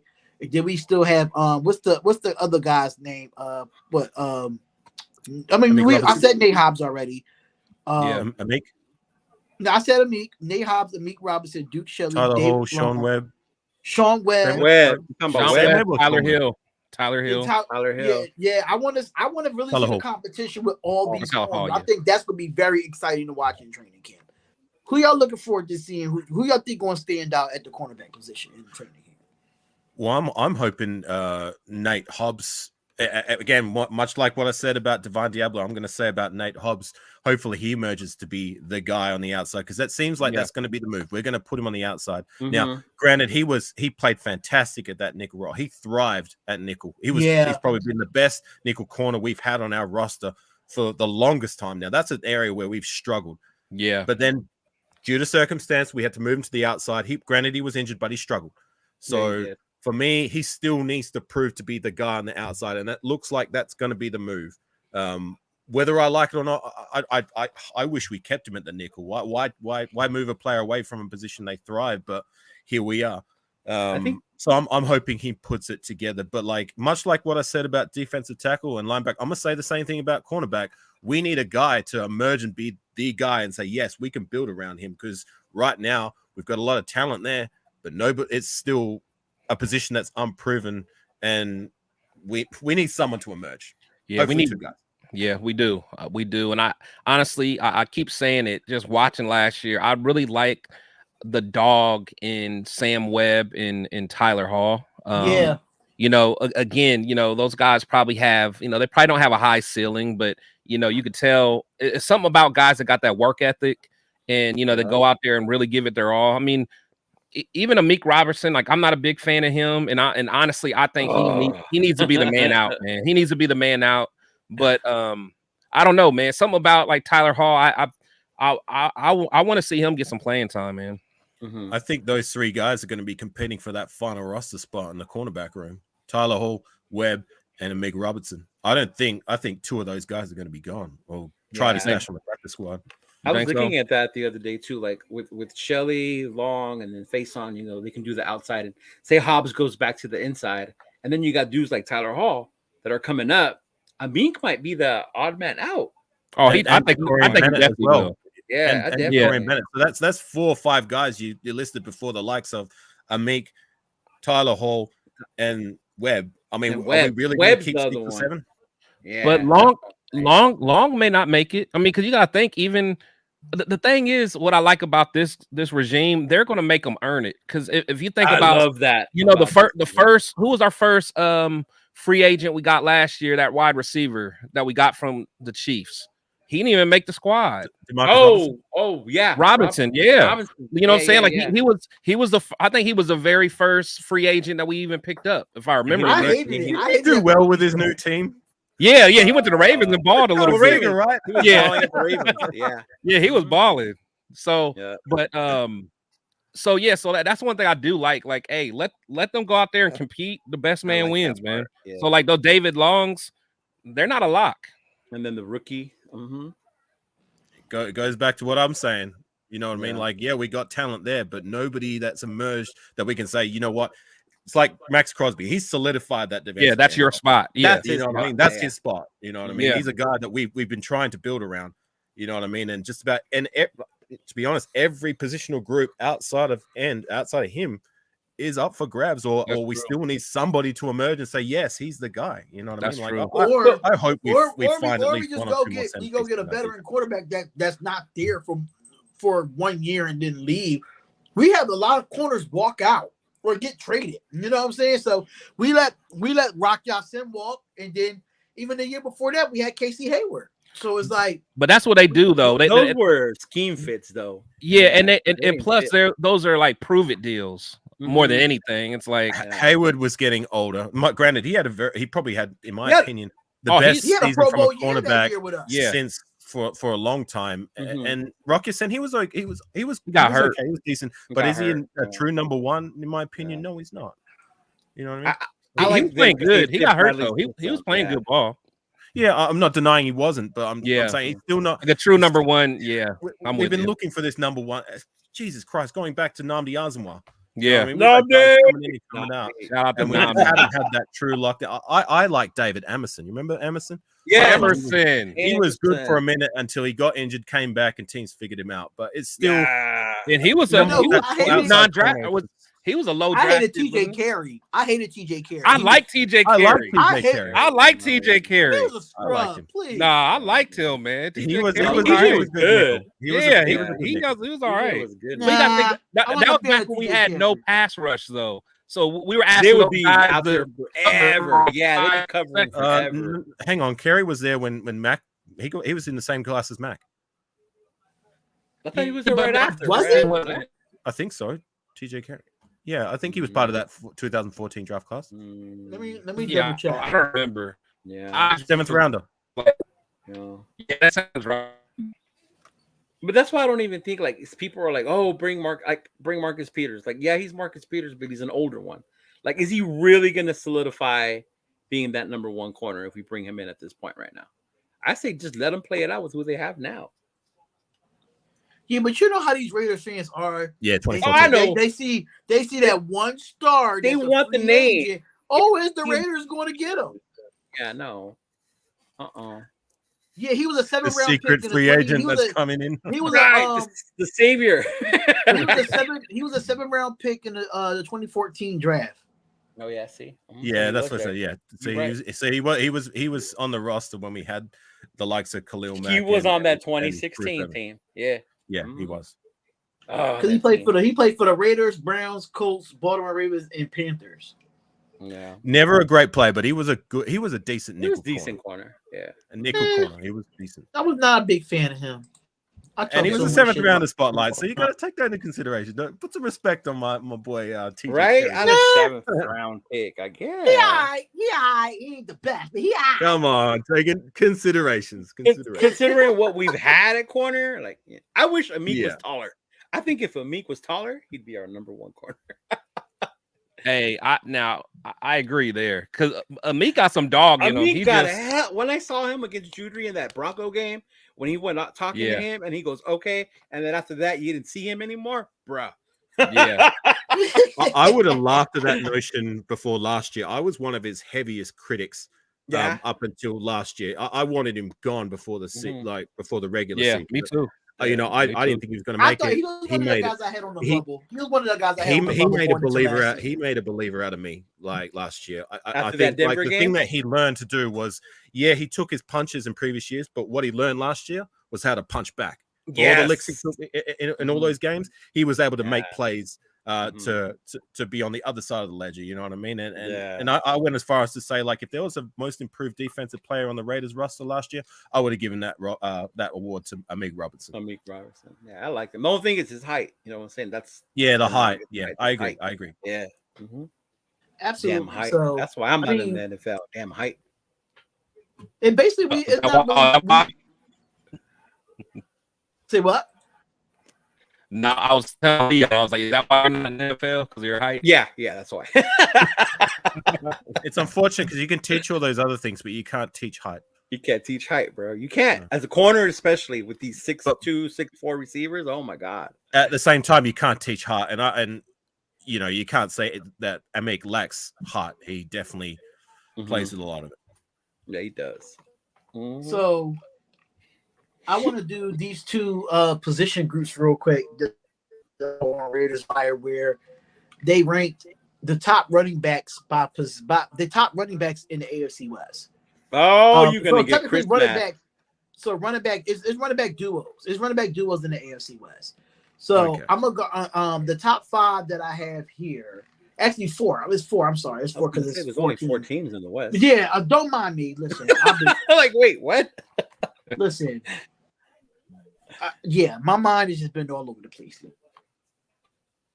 Denver Broncos at 4 with Samaj Piron and Javonte Williams as number 4 in the AFC West. Then you have Isaiah Pacheco and Clyde Edwards-Helaire as number 3 for the Kansas City Chiefs. And of course, Austin Eckler and Joshua Kelly for the Chargers, and Josh Jacobs and Zamir White for the Raiders as 1. It's Josh Jacobs and whoever it's else. Josh Jacobs, and that's it. And everybody else. Honestly, if we didn't have Josh Jacobs, I would put it at number 4. TJ Carey name, y'all gonna put some respect on Zamir White, man. Y'all really not until I see it. Yeah, but TJ Carey at least did some things. Yeah, Zamir hasn't done anything so far. I haven't seen it in Zamir in the NFL. Yeah. I mean, when the man Yeah, only had 10 carries in 17 games, what you supposed to hey, expect? you make the most out of those 10 damn carries. Zamir White will get his chance spotlight. I'll give you that. He Like, will. This year he's That's gonna all my don't point. I get just want him to twisted. get his I'm still shot. willing to give him a That's it. chance. He just hasn't proven it to me yet. No, I'm not saying don't give him a shot. I like Zamir. I like him as a running back, and I want him to be that number 2. But I'm saying when you rank that list, it's number 1 because of Jacobs. Don't get it twisted. Yeah. You know what I mean? Like that's why they're number 1 in the AFC West. Yeah. And if we didn't have Jacobs, we'd be number 4. But I'm Right, gonna be exactly. completely Gonna be honest honest. though. With Yeah. the body of work I that think we've I'll got so re-rank far. this. Number 4. I think I'll re-rank this running back list differently though. Mm. If that's the case, if he's number 1 because of Josh Jacobs, then you could put the Raiders at 2. Because Isaiah Pacheco definitely came in as an undrafted free agent and balled last year. Not as hard When as Clyde Jacobs. Edwards-Helaire came in. He balled. He did, but not as hard as Jacobs. He didn't have to. Not anymore, Chris. He did. He was the number 1 back. He came in and stole that. He came in and stole that starting position from Clyde Edwards-Helaire and Jerick McKinnon. Who As were an on undrafted the free way agent, you down. made the team, and the man almost had 1,000 yards last season. So that man took No. advantage of his touches and he kept playing. That is true. Right? That's what Zamir didn't do. Thank you. That's But what he Isaiah did. Pacheco, That's what we're wanting them to It's do. not like they came into that year. We're gonna give the ball to Isaiah this many times. No. Every time they gave the man that ball, You're and like, damn, let's do it again. Shit, let's do Yeah. this again. Oh shit, let's do this again. Yeah. Granted, we didn't need to because Josh Jacobs was balling that out was- at he an didn't have to all-elite level. because- And You know that's, what I mean? that's why I think, and I feel like I really think if we don't pay him, we're gonna run him right into the ground. I'm sorry. Well, they're He gonna could be do one that of them. We could be regardless, one of them whether running. they pay him or Josh not. Jacobs. I'm gonna be honest with you. Josh Jacobs gonna be one of those running backs that he's going to get the big payday, and we're not going to see those type of numbers again. I bet you that. So Chris is Well, gonna get that's mad that's at you why right now. hopefully to your point, Spotlight, Zamir White can emerge as that Yeah. good spell But back but that- to give Josh Like, Jacobs if you wanna someone keep that we Josh can lean Jacobs on. healthy You know what I mean? and playing for a longevity a year, you can't have that man have your second tier running back just only have 10 carries. Like Clyde Edwards-Helaire before he had hurt had about 40, 50 carries. You get what I'm saying? Like, if you got to balance it out for your players to stay healthy, especially your top player, because if Josh Jacobs is getting 300 rushing attempts a season, he's not going to last. You got to earn it, though. Yeah, Yeah. gotta earn it. I No, mean, he I'm was not saying playing you behind got the to earn likes it, of but I'm Abdullah saying and you even have to Bolden cut. were getting snaps before Zamir. But Exactly. we're not in the league with number Brandon one running back. It's not Bolden. the thing anymore. We're not in the league with the number one running back. It's not a thing anymore. It's not. That's just me. I just Yeah, but want it him. needs to be when you don't have a quarterback. Yeah. I'm not going to get into that conversation because we did have a quarterback, but we never. I was gonna We did tell have a you this, quarterback. Our Chris. defense has been terrible for the last 25 years. So, I mean, it don't matter who could you put at quarterback. If your defense still giving up 35 points a game, I don't care who's back there. I don't care if Rich Gannon back there. We ain't winning no games if our defense giving up 35 points a game. I do not care. We did do that in 2016. We were doing Right? that pretty well. Till he went down. Mm-hmm. Yeah. Yeah. I don't know if you follow what you call it. What are they called? Silver and Black Report, but I was going to share this with you, Chris, because I know you're a big Jacobs person too. I am too. But he said this. He's about to be as blunt as it gets. Raider fan. He's a Raider fan. Y'all hear this. Jacobs had a good season, but he isn't the best back in the league, and it's not debatable. Derrick Henry, CMC, Chubb all exists. But other Raider fans seemingly overvalue Jacobs. We got to stop overvaluing him. He is good, but what's much left to be desired on the field of play? Okay, so let me say something real quick. Now, just because his numbers was the best in the league doesn't mean he was the best player in the league. No. Now, what I can say is this: Josh Jacobs, he's a top 5 running back, absolutely top 3 to be exact. But I'm not putting him over CMC. I'm just not doing that right now. I'm not putting him over CMC. And I can't say about Derrick Henry because Derrick Henry had a down year last year due to injuries. And then for me, Chubb. I will put CMC, I will put Jacobs, and then I will put at number 3 is Nick Chubb. That's my top 3 right there. And I just think CMC does more than just run the rock. He makes that 49ers offense look completely different when he's in the game. Completely different. So I've always been a big fan of CMC coming out of Stanford. So that was just one of my guys. He was always really good, and I always liked him in college football. I was a big fan of Jacobs, but at that time in college, I'd rather watch CMC than Josh Jacobs at Alabama. That's just McCaffrey's definitely the more dynamic. Sorry, Leo. The more dynamic player. I'm not going to deny that, but like the difference between Jacobs and all those other guys is the mileage. You know what I mean? Like McCaffrey's been in the league longer. Derrick Henry's been in the league longer. And Josh Jacobs, he's been in the league 4 seasons and he's still pretty young. Granted, we have been running him into the ground, but for them, still like he should still be in the prime. Maybe he might not even have hit his prime yet. Who knows? But I think that's the difference between Jacobs and them is that like he should be in the prime, whereas those other guys, they kind of at that point where they're probably going to take a dip. Derek, especially with Henry, I mean, seems like he's already started, which is why Tennessee kind of already parted ways with him. You know what I mean? So yeah. Mm-hmm. Because I think that what the Panthers try to do with CMC, I'm kind of happy he got rid because they ran him down to the ground too. He stayed injured in Carolina. That's what I mean. When you have too many carries on your body and you getting hit like that, that's going to take a toll. And we already saw Jacobs take a toll in his 4 years being here with the injuries that he had. So for me, the only person that I really didn't see get into injuries like that was Nick Chubb. He had some little ones, but he didn't really had no major injuries that he had to miss games. You get what I'm saying? So, I mean, I still have CMC, Jacobs, Chubb. They my top 3, and then it's the rest for me. But then let's look at CMC. How durable is he? He's very durable. Once he got traded from last year, he did better with the Niners than he did with Carolina. He played every game after he got traded from Carolina. In Carolina, he suffered with a lot of injuries. A lot of injuries in Carolina. But he wasn't that injured when he came to the 49ers. Yeah. And McCaffrey was a one-man gang in Carolina. Oh, yeah, he was a one-man band in Carolina. He didn't have to do that in San Francisco, that's for sure. No. Right. And he had one of the best offensive lines too when it comes to the 49ers they had a very good offensive line. So would you be more concerned with Jacobs in his workload or McCaffrey in his injury proneness, if that's even a word? I'm more concerned with Jacobs in his workload. I think 300 carries a year is killing him. Well, no, I really think that was a one-off just because it's his contract year. Like he didn't want to come off the field, because he had something to prove. But I think, to your point, Spotlight, I think that, we do need Zamir to step it up. But like I keep saying, and I think Randall actually said it. Yeah, I would love for him to get about 20 carries a game, 18, 20 carries a game. Let Zamir get another, 8 to 10 per game or something like that. I'm okay with that. And then put Abdullah in for, third down responsibilities and stuff like that. What's that other that would be back ideal. Because talking about, Chris? What's that other running back? We're not talking about Sincere McCormick. We're not talking about him, please. Not until he shows us. Oh, okay. Man, yeah.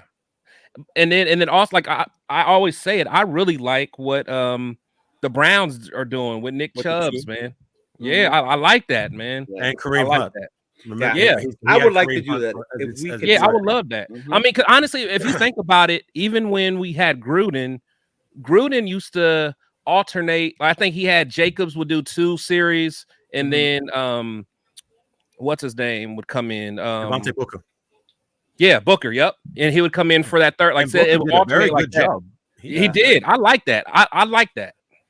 Mm-hmm. Yeah, I that's what I was saying. Like when it comes to the workload, if we could give him Zamir White to get some reps and gain his confidence and get him out there, I think he will improve this year. I just think he will. I don't know. I kind of wish he wore 36 because that's my favorite number. That's the number I played in football. But he got 35, so he gets a slot for that. But I just think the workload for Josh Jacobs, that's the only thing I'm nervous about. I don't want him to get like 300 carries this year. I just don't. I really think that's one off. Can I ask you a question, all Spotlight? the weapons we have offensively, we could take some of that off of Josh Jacobs. Can I ask you a question, Spotlight? All right, we're talking about Zamir White, who should develop to be the sidearm to Josh Jacobs. However, that same draft class, remember, we drafted Britton Brown. Now, I personally believe preseason we're going to be seeing a lot of those two cats. Now, if Britton Brown outshines Zamir White in preseason, that's a problem. do you think we're going to roll with him to be the sidearm over Zeus? I mean, I don't know. I mean, we just got to see what happens when it comes to, because Britton Brown didn't suit up barely last season, so we couldn't see him at all besides preseason. So I mean, we saw little flashes here and there of Zamir. It wasn't it was the most of it, but that's what I'm saying. I just want to see a little bit more rotation because he's going to keep at least 4 running backs on this roster. And right now, he had 5, adding Brandon Bolden, which he might keep Brandon Bolden because that's a favorite for Josh McDaniels. I hope we don't. And I hate Brandon Bolden. I'd rather keep Abdullah. But back to your question, we just have to wait it out and see. That's going to be an underrated position battle that nobody is talking about. If it ain't Jacobs or Abdullah, I'd rather throw out Zamir or Britton into the fire than having Brandon Bolden out there again. Like, I've seen enough of him. Right? Please. But like, to your point, Spot, like I just want one of these young cats to emerge as a good spell back for Josh Jacobs. You're right. I don't want to. Ideally, like, yes, he plays at an elite level, but I don't want to see him carrying the rock so many times. With that load comes risk of injury, and if we lose Josh Jacobs, our running back room is in a lot of trouble until proven otherwise, unless one of these young cats steps up and proves to be the guy we're talking about. Yeah, that's all I'm saying. Just Josh McDaniels, just give these guys a chance. If they don't pan out, they don't pan out. But at least you gave them a chance. That's all I'm asking for. On that note, guys, I got to dip. Thanks for having me on. This was the last topic anyway, bro. This was the last topic Chris, anyway. Leo, been a pleasure. My dogs are hounding me to take them out. Take the baby out. I got to get going. But appreciate you guys. Everybody in the chat. Y'all have a good evening. And all right, man. Thanks for coming through, man. All right, brother. Talk to you later. Peace. But that's it for today's show, man. I think we had a pretty impact show. A lot of good topics. Unfortunately, my Mac laptop and Wi-Fi does not work with me. I think Leo I got beat up.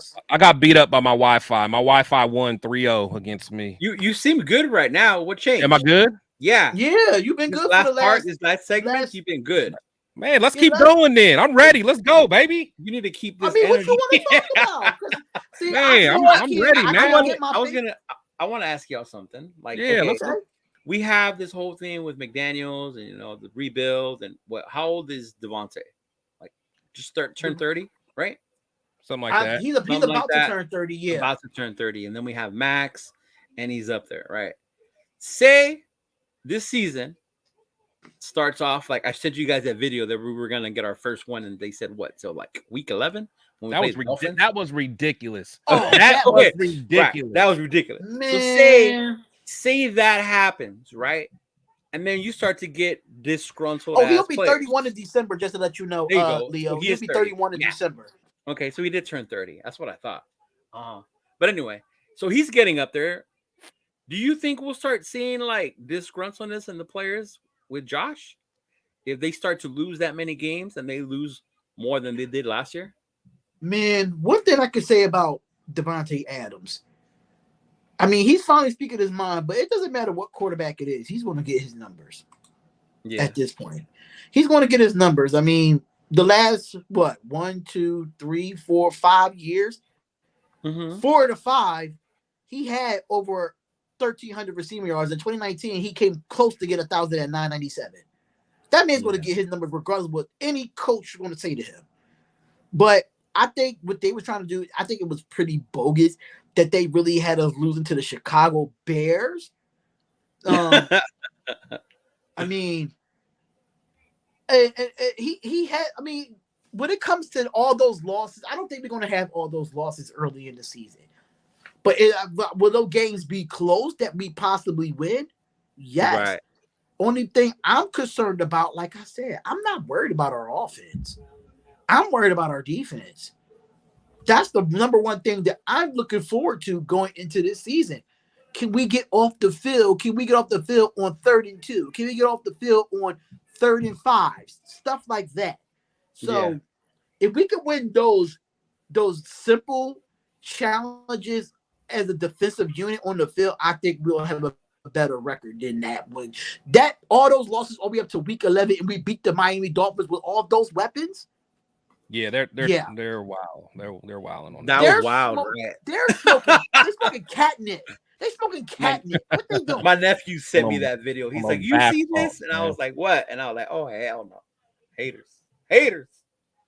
Mhm. Yeah, I mean, honestly, just kind of to your point, Spotlight. I think it does come down to the defense. I really think our offense is going to be rocking. I really do. And I that's really do. based on what? The fact that Jimmy's going to start and he's going to keep it moving. Oh well, yeah. Okay, so this is based on we're going to have a happy JJ. Okay, You know, so we're going to pay him. he got paid. He's on He the got team. paid. He's happy. Okay, And then Jimmy is going to stay healthy. I really think he will because, for one, his contract depends on it. That's why I love the way his contract is written.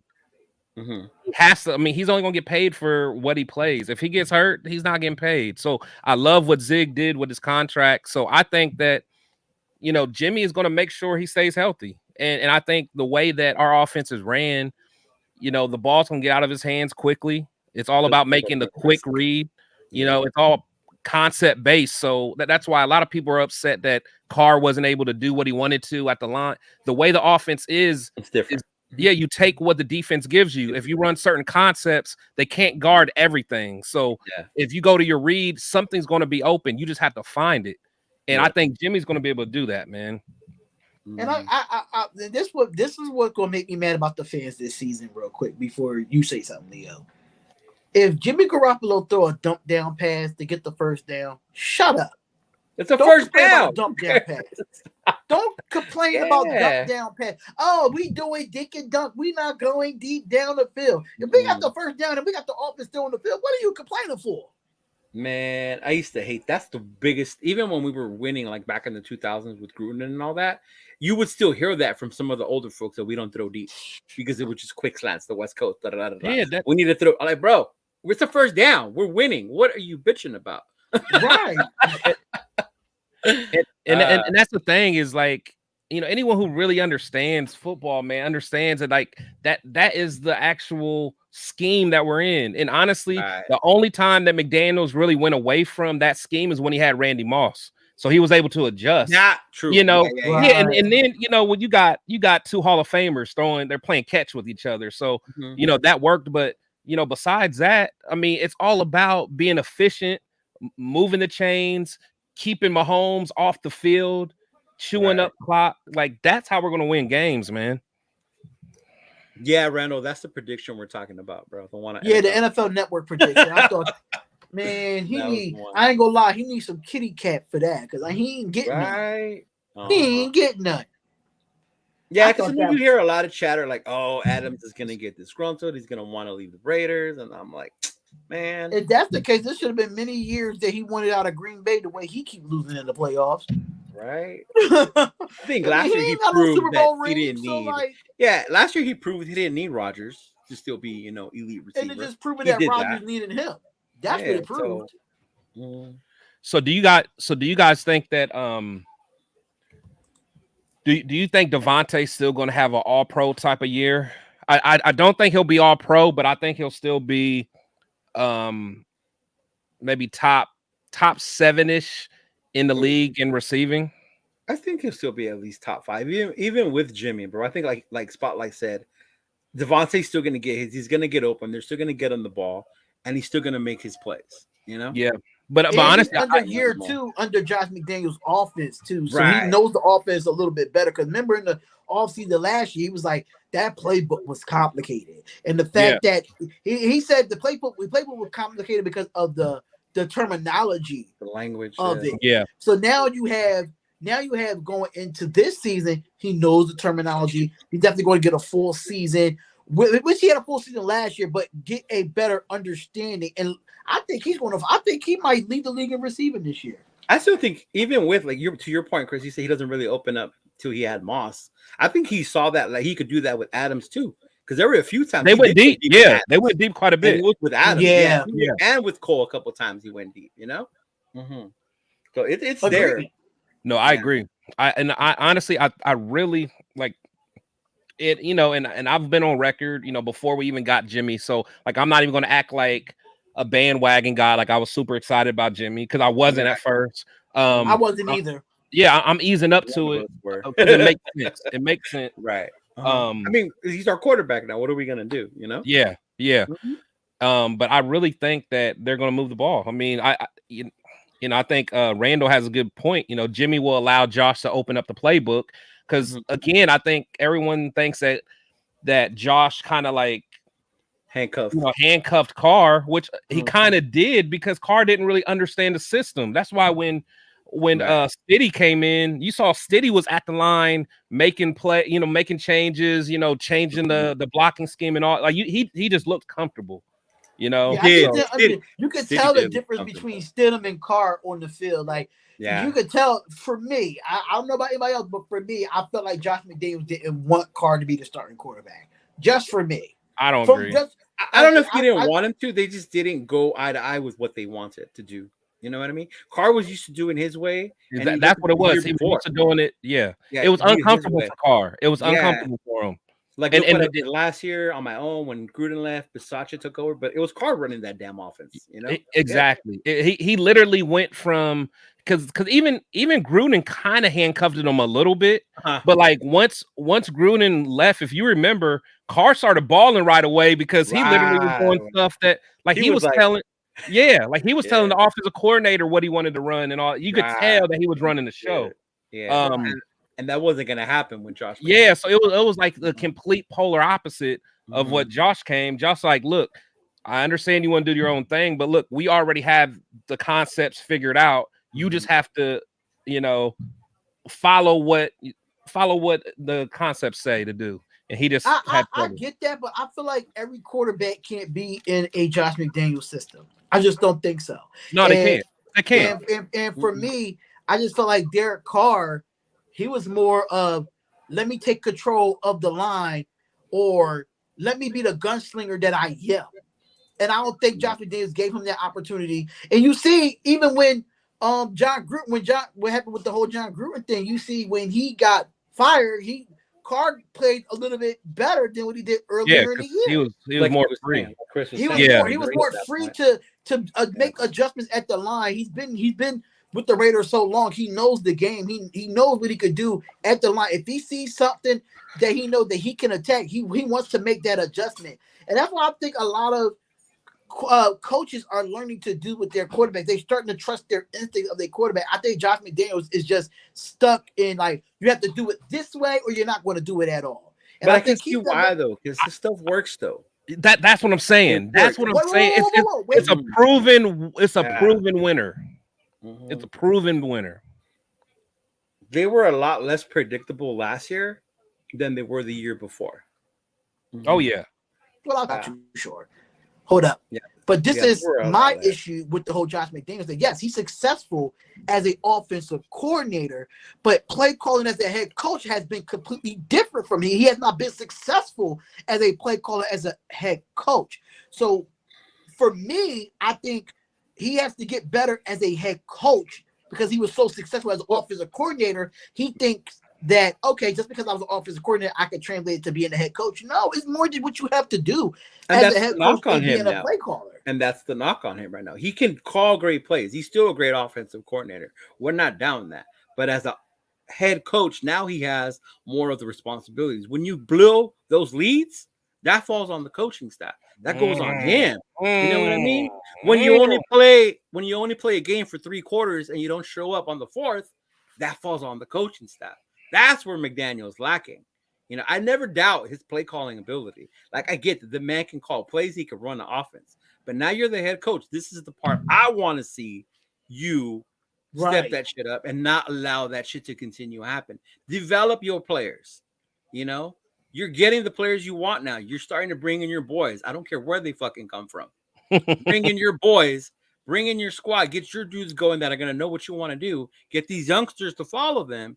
And then hopefully we'll start seeing the difference. And just to go back to what I was saying, what you were saying about Devontae Adams, Chris, I think now Devontae Adams is going to be more open because of the fact that you got Jacoby Myers on the opposite side. I think that helps huge, bro. Having Jacoby Myers on that. But my thing is, no matter what, they're going to bracket Adams. So the reason I say, because Mac Hollins, he did a pretty decent job at times. But the thing is, like, Jacoby is going to dog people on one-on-one coverage, and to be honest, Hunter's going to as well. So so honestly, like, as good as Devontae is, when he has so much attention, a easy completion is going to be for Hunter, because Hunter's going to kill an outside linebacker that's or a safety that's coming down. And this is what I want to see out of Josh McDaniels too. I need him to unleash Hunter Renfrow. Let him run those routes, those unexpected routes. Hunter got to still stick within the game plan. Yeah, that goes back to the other part. Like, no. I'm not saying that. What I'm saying is that when it comes to but put him in those routes that made him great when he got that bag. Is what I'm saying. Like, when you go to most of them were option routes. The option routes. Yes, I think he's really good there. So I get what you're saying. I want to see more of the option routes with Renfrow. But I really think the reason that they brought in Danny Amendola as a coach is specifically to help Renfrow. Yeah, I'm telling him that right there. Yep, specifically just for him. Yep. Mm-hmm. And I think Renfrow's smart, bro. He's a great player. That's what I'm saying. I don't want to give up on Renfrow. Yeah, I really don't want to give up on him, because for one, he seems like a coach's pet, whereas like he's gonna want to do what the coach wants him. Like, he's like a hard worker. Like, he wants to do a good job. He wants to be coachable. Like, I don't think granted, he probably thrives a little bit more freestyling, but I think he's gonna go out there and really try to put that extra work in and learn that system. And I think he could be a dog. I mean, I do wish we did something with his contract, restructured a little bit, and kind of, Yeah, I agree with that. I'm gonna get you a 3rd and Renfrow shirt, Chris. You gonna wear that? Watch. No, I like Renfrow. I like Renfrow. I rock with Renfrow, but I can actually get a graphic done like that. If he's the reason why we don't, if he's the reason why we don't pay Josh, F Renfrow. Nah, I don't think he's not the reason we don't pay Josh. We don't pay Josh because the regime. That's what the NFL believes. You know what I mean? Out there, even though he restructured his contract, that contract is still big. Even the fact they reconstructed it. Yeah, he already. Yeah, but it's all about when the money hits, though. Mm-hmm. Because like I said, we got that 30 million that's coming off the book next year. We're looking better next year. We're looking way better next year. And one thing. If he can play on the franchise tag and he know he's going to get the bag next season, wow, just wait it out. But then there's that risk. Just wait it out. Just play under the tag. Man, shout out to Randall. Shout out to Randall in the comments, man. He really be saying some good stuff. I'll be feeling what Randall's saying, man. I do. And man. Randall, if you ever want to come up here and talk it out with us, just let us know, man. Yeah, we gotta have Randall here. Randall always knocking out the park. At least from my mindset. He's probably one of the only ones that think he stays active in the chat, and I like his takes, Yeah, Randall's my dog. Shout out to Randall. Big Tone says Hunter prefers unscripted plays. It might not fit McDaniel's system, but like Chris said, he said that he brought in Danny Amendola to be, to help him out with that as a wide receivers coach or something of that nature, So I'm not. I wouldn't say he won't fit the system. I just feel like if you could treat Hunter Renfrow like Josh McDaniels did Julian Edelman and Danny Amendola in those years, why not? Mm-hmm. Yeah, no, I agree. I remember those teams didn't have a big number one receiver other than Moss, bro. Yeah, but then they only had Moss for those 2 years, but Yeah. they relied on the tight end and the little slot receivers. Mm-hmm. Yeah, Yeah. they Gronk. Remember Aaron Gonzalez. Hernandez. They had Oh Hernandez at yeah, the time yeah. too. Aaron Hernandez. Hernandez. Yeah, Damn. Hernandez. Yeah. That was Yeah, a crazy. absolutely. That was a crazy dude. No, yeah. But now we Oh, got I don't think Mayor. I We got our asked you this tight question. I don't ends. think I asked you this question, Chris. You was gone when I asked this trivia question. So I asked Leo and I asked AK this question. What year did Al Davis come to the Raiders as a head coach and a GM?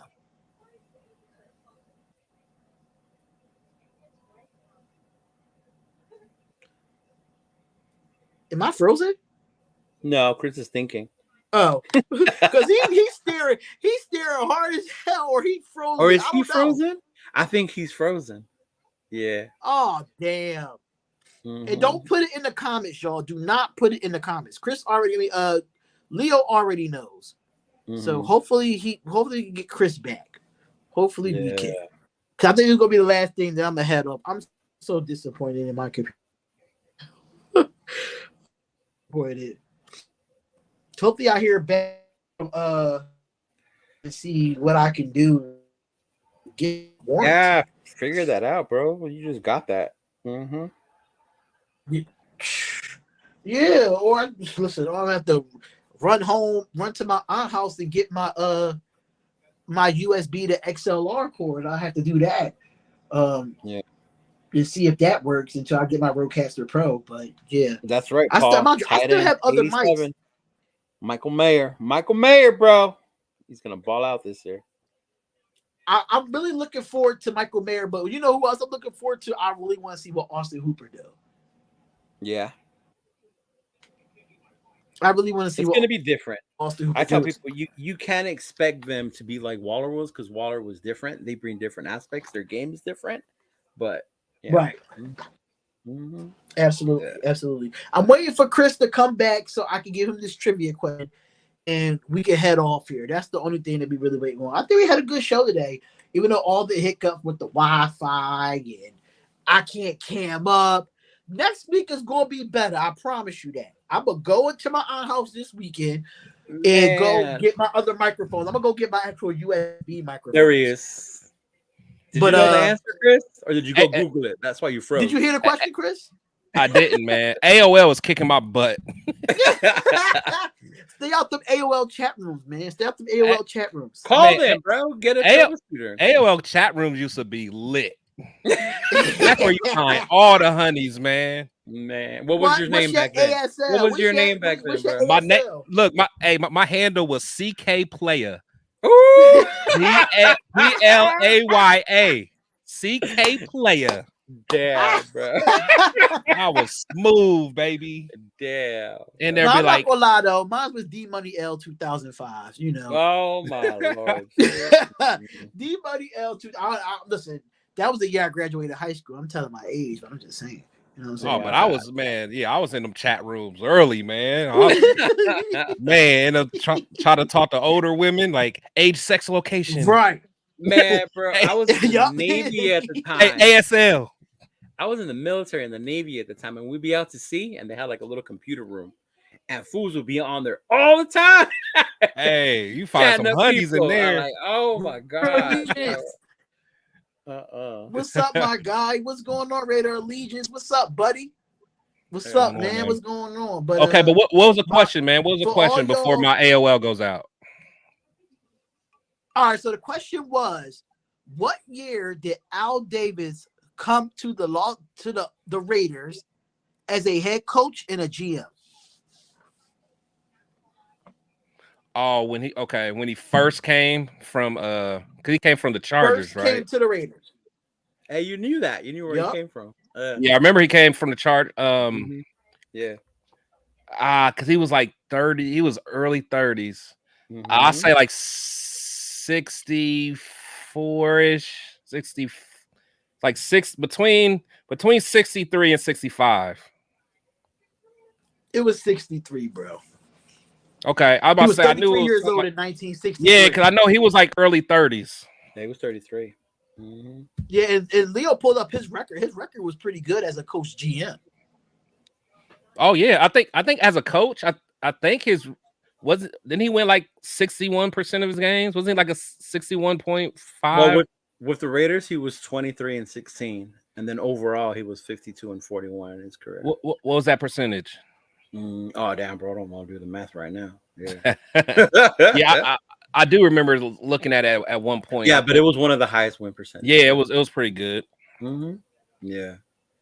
So for y'all people that didn't know that 1963 when Al Davis was him, ladies and gentlemen, Chris, I need to talk to you about, you know, your guy that make your glasses. He need to be a sponsor for Protect the Shield podcast and Nothing But Raiders podcast, man. He need to be a sponsor. That's my boy Rick, man. Shout out to Rick. He's cool as hell. Yeah, he is cool. I don't know if he'll be a sponsor because he's a. Yeah, I don't think he can do that. Yeah, he's a small business trying to make it, man. But you know, I definitely always support, you know, small businesses. But yeah, he got fire stuff, man. Made my. Yeah, I got mine right here. I just need the Woodson whiskey. That's what I feel. Yeah. Yeah. Oh, you just need a little bit of this. Yeah. For this. Both bottles going. Look at that. And this. I better stop before y'all start judging me. I just got off of work, so it's like I was still in the work mode. I'm a drinker, but I ain't got it to drink right now. I ain't got it to drink. If I'm drinking right now, I'm drinking the cheap shit like E&J. Hey, you drink what you want, bro. You drink what's good. I feel you. Right? I don't like drinking the cheap. I like drinking the cheap shit though, because I like to, you know, malt liquors there, like them smooth cognacs, you know. So they my two. I don't drink no clear. 100 grand and Grand Marnier is my two. But if I'm being cheap, I'm getting the peach E&J. If I'm being cheap. I remember them days, man. I used to do that with the E&J and Parmesan. Do the crown, bro. That's not that bad. The Parmesan, man. Parmesan trying to get a little bougie. They got flavors now. I'm like, what? They got apple. Yeah, there's an apple Parmesan. I'm like, what? I seen that. Yeah, I seen that. Yeah. Well, that's our episode in the books. I thought this was a pretty fun episode. Once the season starts, we definitely be going live twice a week, probably around training camp, because there's not really too much going on as far as Raider stuff. I try to find my best to get to certain topics to get on Chris nerves with certain stuff. Hey, but you know what? I wait to go to training camp, bro. That's just gonna be. Oh yeah, what day you going? The 28th. That's fire, man. I wonder if they, because I think during certain times they don't let you record anything. I don't know yet, because one of my boys is a season ticket holder. Okay. And they first gave it only to the club members, so they had certain days, like but then he just got the email they opened up for him, so he's like, "Hey, you still want them?" And I was like, "Yeah." So I get to go from 8:30 to 10:30. That's fire, man. Yeah. Well, just let me know. I gotta if you want to go live on the channel, we can, you know, do that. Yeah. But if you want to record it, you can just send it to me and you know, put it on, you know, some clips on Protect the Shield and some on ours. Yeah, I'll do that, and bro. go from there. Oh, what's going on, Westside Media? What's up, my brother? What's up, Big Iron? What's up, man? 5-1. Oh, that's Arizona. I finally get to see your comments now. I had to reset everything in my back end to make sure you was good. But we gotta have you come up on the show, man. Talk your shit. I know one thing about him, one thing about Westside Media, he would tell it like it is when it comes to Raider Nation, man. You need to, shoot. I know we need to. My boy right there. But people just need to stop getting hurt when you share your feelings. You know what I mean? Know, man. I can't wait till the season. I can't wait till the season starts. So then at least the side that was wrong can at least be proven. You know, like what happens? You know, because my thing is, if I'm wrong about McDaniels, I'ma eat it. I'm gonna stand on it. I'm gonna stand on it. I'm like, okay, I'm gonna hold him accountable. See, that's the difference between me and a lot of other fans. I'm gonna hold him accountable. Right. You know, I'm not gonna say give McDaniels 9 years to prove himself. No, if he's not doing it, Why you always gotta throw the shade though? See what you do? That wasn't no shade. I just said 9 years. I know I just said exactly 9 who you're years. talking about. You know damn well who you're talking I about. just said 9 years. I'm just saying, as much as I like Josh McDaniels, I ain't gonna give him 9.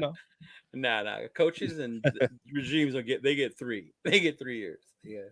Yeah. 3 and done. No. Not third and Renfro, 3rd and done. 3rd and done. Well, Shout out to Mr. Bag Yeah, Chaser, true. man. I met him yesterday or the other day. He's a cool dude on IG. What's going on, Mr. Bag Chaser? What's going on, my guy? Thank you for tuning into the channel. Make sure y'all subscribe to both of these guys' channels, man. I got them in the description. Chris is trying to get to that 1,000 subscriber mark. I think you probably already at the 4,000 watch hours, if I'm not mistaken. I'm not, man. I said I gotta get more, man. What happened to your interview with homeboy? What was that Cartwright? Yeah, he had to push it back. I'm probably gonna do it here in a couple days. We still been talking back and forth, so I got a couple good things. I got him lined up. More than likely, I got Bruce Grakowski lined up. Not Bruce Almighty, bro. Bruce Almighty. That was my dude. If you talk to him, you gotta talk to him about being an offensive coordinator the St. Louis Battlehawks. He's an offensive coordinator. He coached AJ McCarron. Damn, Oh, did he? bro. Oh yeah, I'll get in all that. He You got Okay. Bruce Almighty, bro. Damn, that was my dude back in the sad days. Yeah, no, that was my dude too, man. I even played with him in Madden. Yeah, I can take Jamarcus out, man. I took Jamarcus out. Let's go. And I'm rocking with Bruce, Almighty, man. Bro. Yeah, I'm rocking with Bruce. I still remember that Pittsburgh game when he took and got us that win. Yeah, that's fire.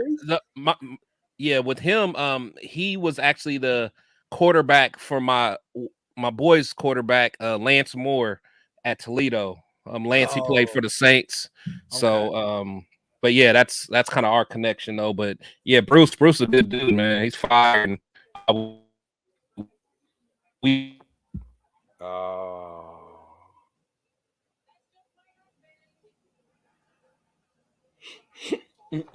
think we lost him again. Oh, I thought my internet was going out, but No, I am going to head off here, fellas. I think the show was pretty good tonight. Chris been sipping on that Woodson's whiskey there a little bit with that nice cup that I need to go get me one day. One day I will. But I appreciate y'all, man. Everything that went on in the past weekend. I appreciate it. I really do from the bottom of my heart. I wish I could cam up, but I'll be looking like a gigapet if I did.